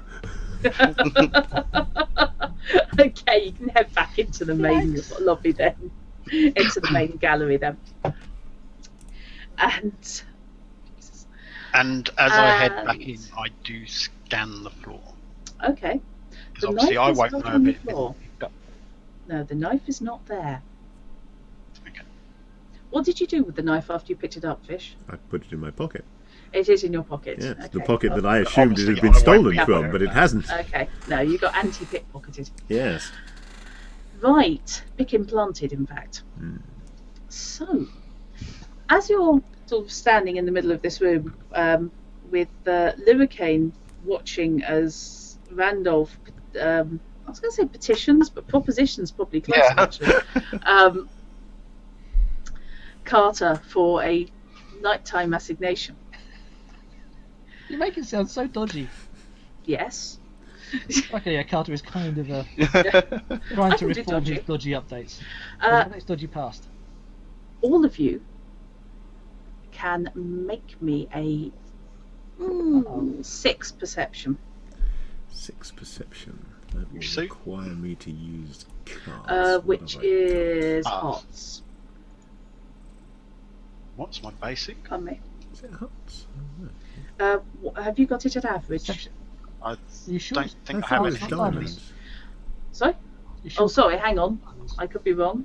Hang on, I can soon find out. Yes, you can find out sooner Perception, than me. diamonds. Oh, diamonds, yeah, my apologies. I've got Sundays, David. And you said it was a 6? 6, yeah. Cool. I will just throw in 1 to make that a 7. Somebody wants to ditch off his cards. What does one need So to what's get my to get a really good success? We need to double the target. You do, yes. What's an average thing if I've not got no points in it? 4. is 4. How much do I want to see this? Because I've only got 1 diamond and it's a queen. I really don't want to blow it on a relatively simple perception check. If you've got a heart, you can get half for it because it's still. Yeah. And I'm out of hearts. Can I sell Fishy a heart? You can aid another, but I don't think in the I'll tell you what I'll do. I'm still going to fail because I'll only have 5. Okay. But I'm going to play a 2 of clubs for the 1 point because I want rid of it. Okay. I'm going to play, again, largely because I want rid of it, a 5 of hearts, which gives me an extra 2 points, which puts me at an 8 pass. I didn't need to play it at all, I just wanted rid of the card. Are you on an average perception, Fish, or are you on... I'm on an average perception, yeah. Okay, so that's still going to be a partial. It was diamonds we needed, wasn't it? Yeah. So,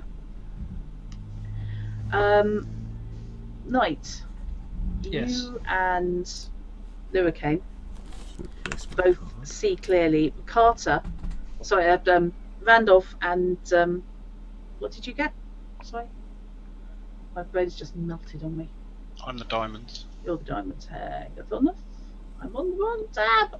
Ah. I was the heart. Oh yeah, okay, So fair enough. Your ace Basically, pretty all good. 3 of you notice something. Randolph is facing away and doesn't, but he notices everybody else go, oh, hang on. You notice them noticing. Yes. Rather than you notice what they're noticing. Turns and sees it just a fraction too late because he's looking to see what everyone else is looking at. Yes, if you notice this notice, you'll notice this notice. It's not worth noticing. Okay, so you get 1 card for Knight, Neo, and... Oh no. Okay, what you guys notice is the guards, the heavies who were surrounding Hans Chekhov. So the 2 guys with the sabers and Yeah. Have stepped away from him. He is not with them anymore. He is standing in front of the painting of the gun, capital G. And he is talking to 2 dwarves. Excuse me. Turn around and head back in Hans's direction and start taking in the painting of the gun, because I haven't looked at this yet. Okay. Yes, no, I don't think any of you have looked in detail. I think you've sort of strolled past in a, oh, that's interesting kind of way. I turned to I thought I looked in rather good detail, but Yeah, actually you did, yes. I turned to Sir Randolph. It's like, what do you make of that piece? I noticed you were quite intent on the portrait of Mr. Harrison. What do your... Portraiture is more my thing, really. I don't have much time for these mechanical devices, so I can't see really why anyone would waste their time painting one. It does seem somewhat overblown when there are far more interesting subjects to depict. Yes. Okay. Are you both staying put or are you following Carter? or following behind a few paces, more out of just intrigue than anything. So Randolph will be following largely on the basis that he's in conversation with someone who is moving in that direction, rather than that he has any real interest. okay. I assume as I've come back into the hall, I'm at a different direction to them. We've come back in. You're basically approaching them, and they're starting to move towards the end. Because having seen those people talking in front of the painting, I would have made a beeline for that. Okay, yeah. You're basically following behind them. You can scurry over and intrude on their conversation. Yeah, you can intrude on their conversation if you wish. Intruder alert! Intruder alert! Intruder detected. Because I was quite simply... Security alerted, but I think we've already done that. Yeah. Straight up to him. Oh, so it's crept into my vocabulary. It's really annoying. I foresee it will be a large part of mine as well for for the foreseeable future. I mean, I've committed fan art, for God's sake. I mean, come on. For which I do applaud you. Yeah, but it is now my phone wallpaper. I'm actually using it as that. I can't draw, but I can do graphic design, sort of. So with me having beelined for the dwarves and Chekhov, yeah, I would have walked reasonably quickly, but not rushed. Would I have beat them to them? No, you wouldn't beaten them to them unless you're actually jogging. Okay. No. But you will pretty much all hit at roughly the same time. And why am I trying to open the file from there? I can't answer that one. No, Drutty is a chimp.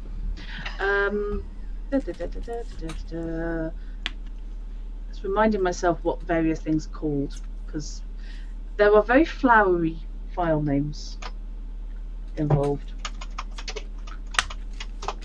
And I need to check something. Okay.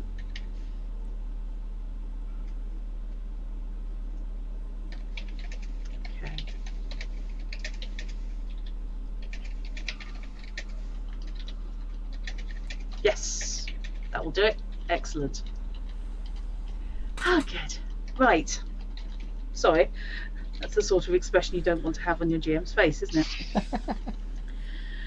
So, yes, we will approach over there, following after Carter.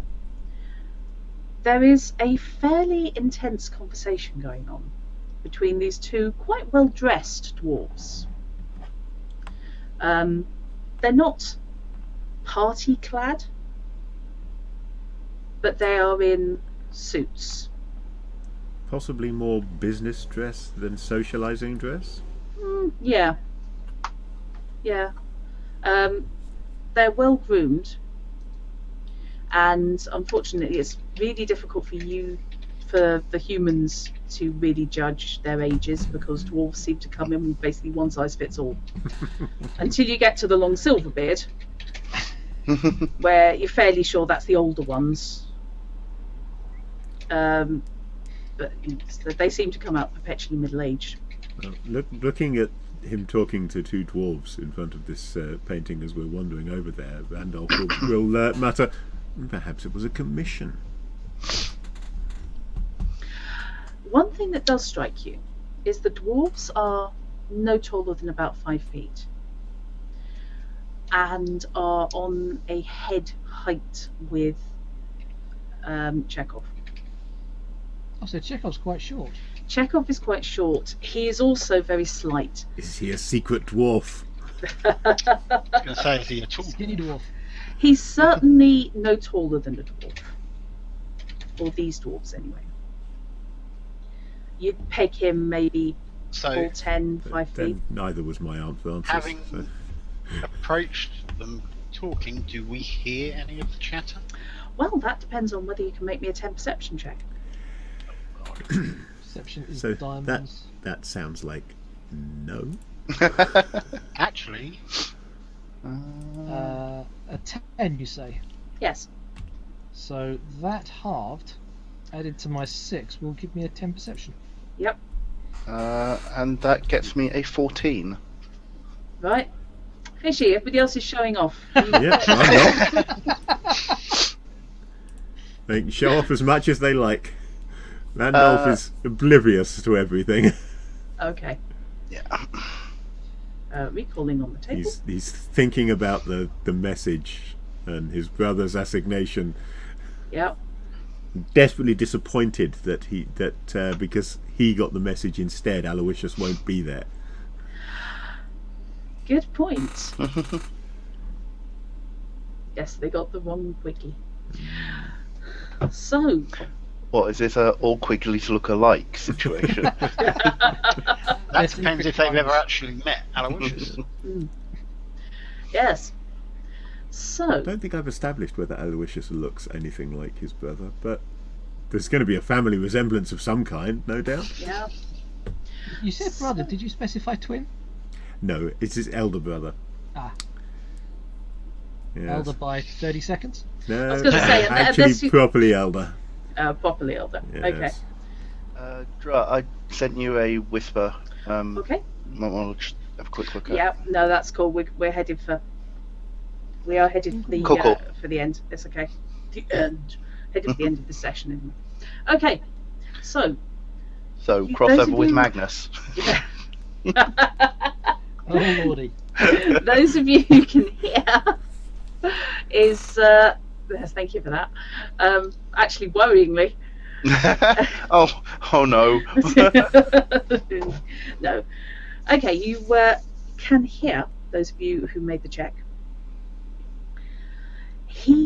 Chekhov himself seems irritated. The dwarves are pleading.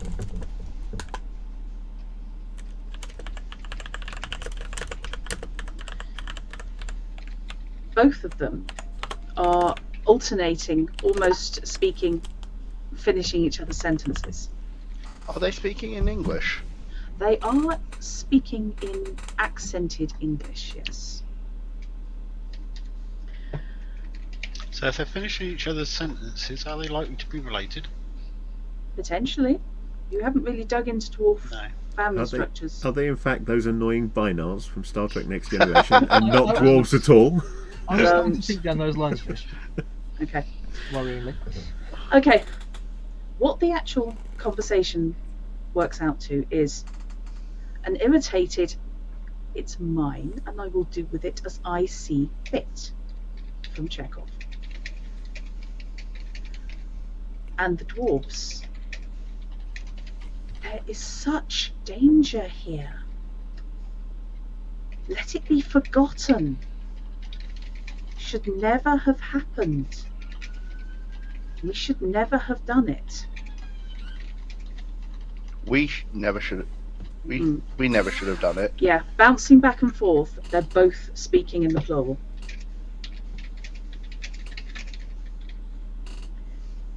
We shouldn't have done it. Let it go. Let it be forgotten. It's hidden. Let it stay hidden. And Chekhov's response. It's my decision, and it's my risk to take. You can be out of it.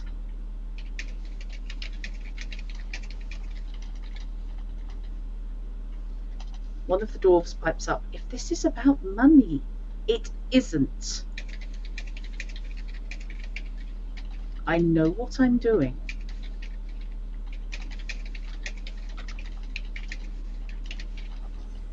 And the dwarves look worried, but both of them step away and make their way out of the far end of the gallery, walking in step. In step with each other. Yeah. I shall cough. Chekhov's response? Sorry? What was Chekhov's response to the money bit? It isn't. It's not about money. It isn't. I know what I'm doing. Yeah. It's mine. Have we reached him by this? You are now in certainly speaking distance of him. I will As cough the loudly crowds enough for him ebb to and hear, flow. and then simply say, "Do I need to be doing anything, sir?" Oh, you're my secret bodyguard, aren't you, sir? What's a secret now, sir? Do you need to be doing anything? Yes, they told me you would be you would be here. No, it's simply some some assistants of mine. They felt like they really weren't sure about attending the party. That sounds like an incredibly nervous laugh. Yeah. There's some sort of human perception check to see just how shaken he is by the conversation. And I'm going to ask for a 10. Actually, I'm going to ask for a 12 perception. Perception. Yeah. Although, actually, social graces. I was going to say, can I do this on social graces? You can do it on social graces, yeah. Ooh, I have 4 on those. Does it have to be? So, is it a choice, whichever the better, or better off? Okay. I'm going to fail that. Okay. We need a 12. Did you say? Yep. 12 on social graces or 10 on perception, was it? Or 12 on perception? It's a 12 on social graces and 10 on perception. Sorry, I wasn't wildly clear. Okay. How many? Can I do 2 cards or 1 card at good? Good, you can do 2. Poor and average is 1. Cool. I will throw these 2 in to make 10. Okay. And I Okay, will. so that gives me 9, and that will take me to 13 if I halve it. Okay. That puts me to 11. No, yeah, 11 and 15. Okay. So, you can all pull through that one. And you can have that one and that one. Those of you who made it, he is acting. He's not nervous.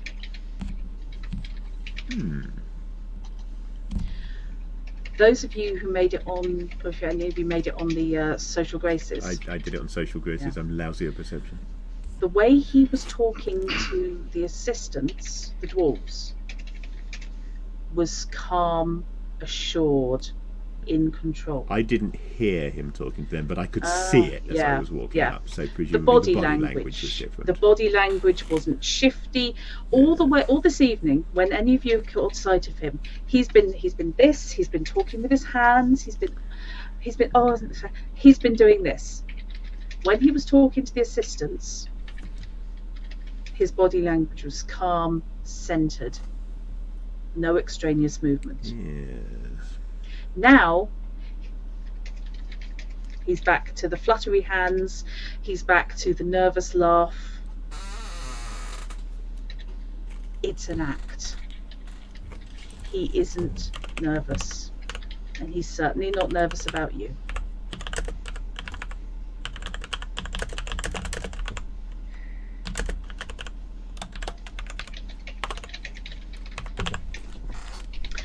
You're now in front of the painting. I'm assuming that you've not decided to have this conversation from like 6 feet away. No. No, I wanted to make sure that when I got close enough that when I coughed, we were practically at conversation level already. Now we've all sort of gathered, I'm going to say, good evening, gentlemen. Fascinating piece, isn't it? Well, now you've brought it up, I have to ask, Mr. Chekhov, why? The subject seems... There are so many things you could paint. Why this? This is an idea, a fantasy I had, if I will be allowed to say so. I liked the idea of some mythical weapon, an Excalibur for our time, if you will. But no, it's a mere play. I like the sound of that. An Excalibur for our time. That's impressive. I have to say, I'm soundbite. I would say I'm very interested by your choice to set it in this environment. And I make an expansive gesture at the bits around the gun. Any particular reason why this part of, I'm presuming, your homeland? Oh well, you paint what you know, don't you? It's simply it's somewhere I visited with my wife, and yes, it leapt out of me as a suitably mythic sort of setting. You kind of are starting to get a tingle on your skin. Oh. You didn't have it until you came over here. Is it from the painting or from him? It's hard to tell. He's standing directly in front of the painting. Right, okay. But if from that direction. Okay, if I kind of, as I'm talking to him, if I adjust my position so that, like, quite naturally, so that, like, effectively the painting and him are now at right angles, so that I can potentially get a better feel. Okay. Are you triangulating skin imitation? Yes. Standing with the painting on your left-hand side and him now in front of you, all down your left shoulder and down your arm is tingling and itching.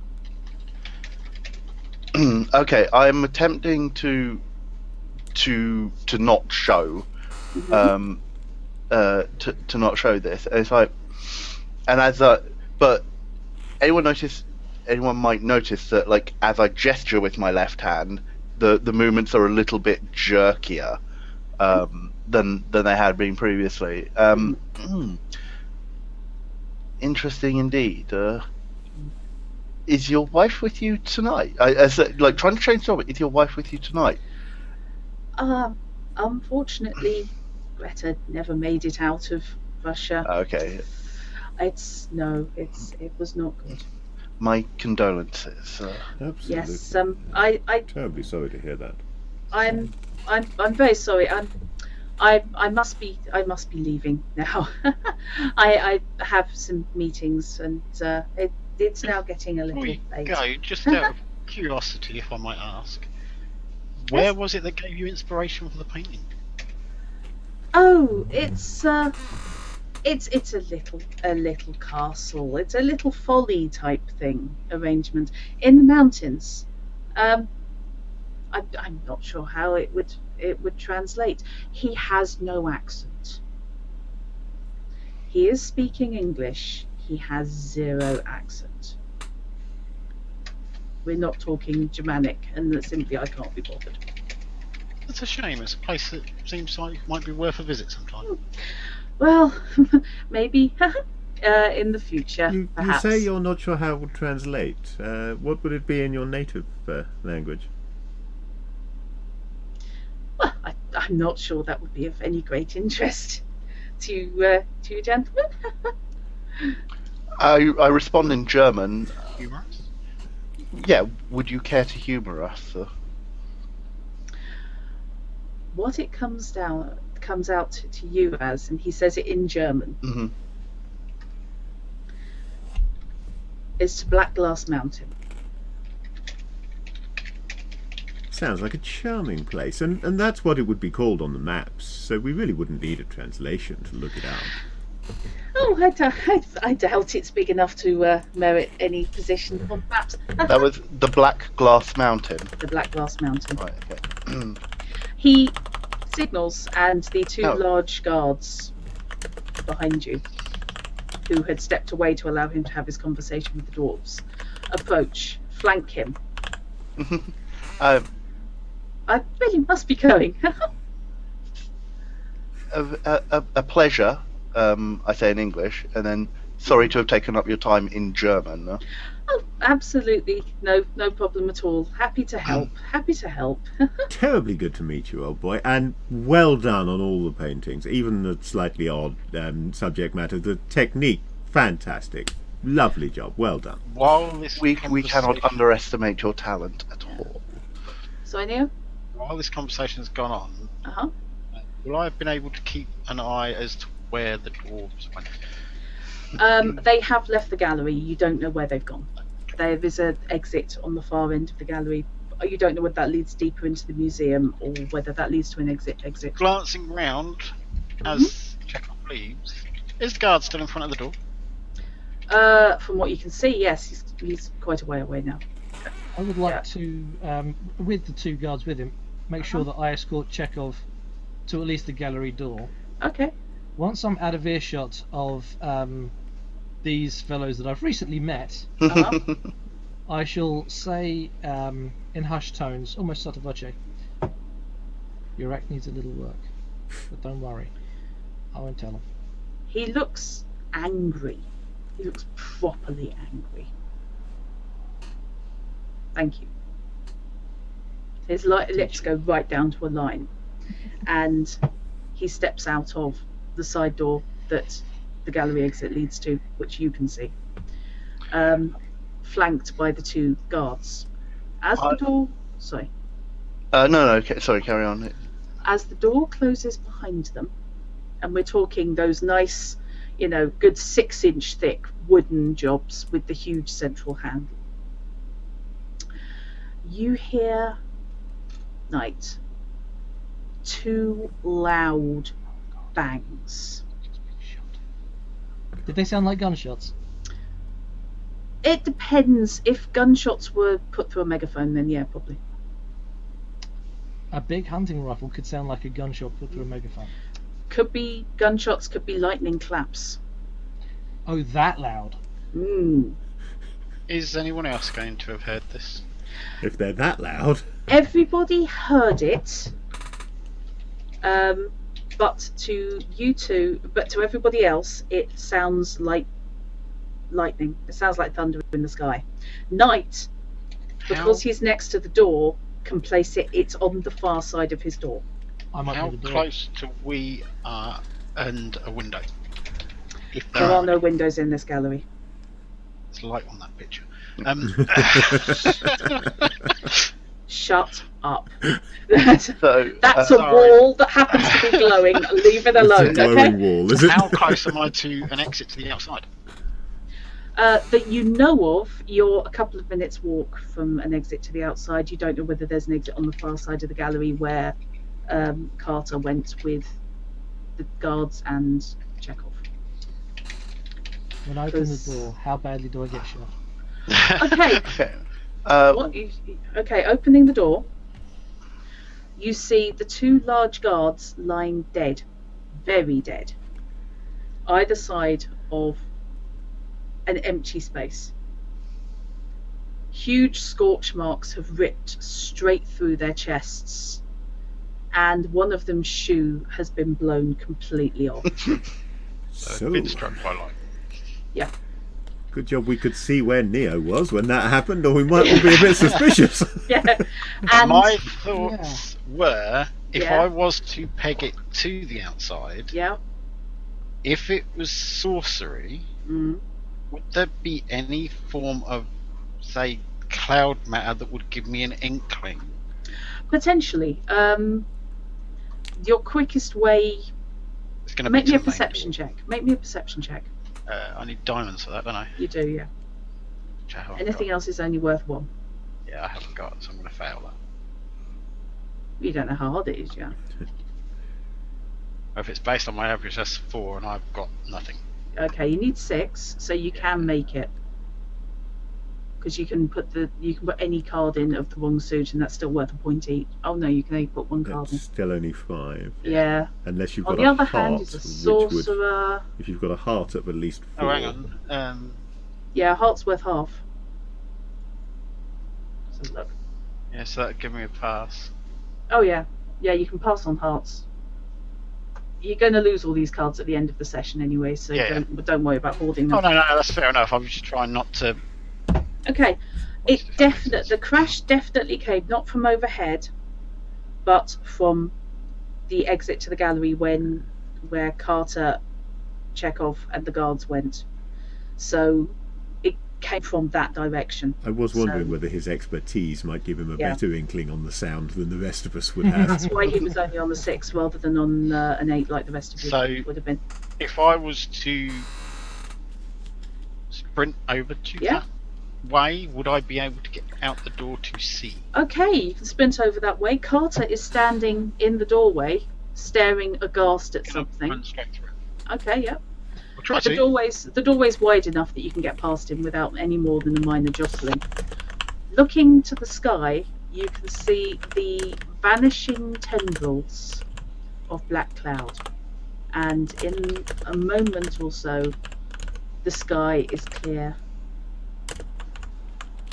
and the stars start to peek through again. Right, and I'm going to end it there. I apparently have completely lost my ability to type. Yep. Third time to type table. Well done. 3 times if I got that right. Well done, me. So, presumably from that description, Chekhov is gone. Chekhov is not there.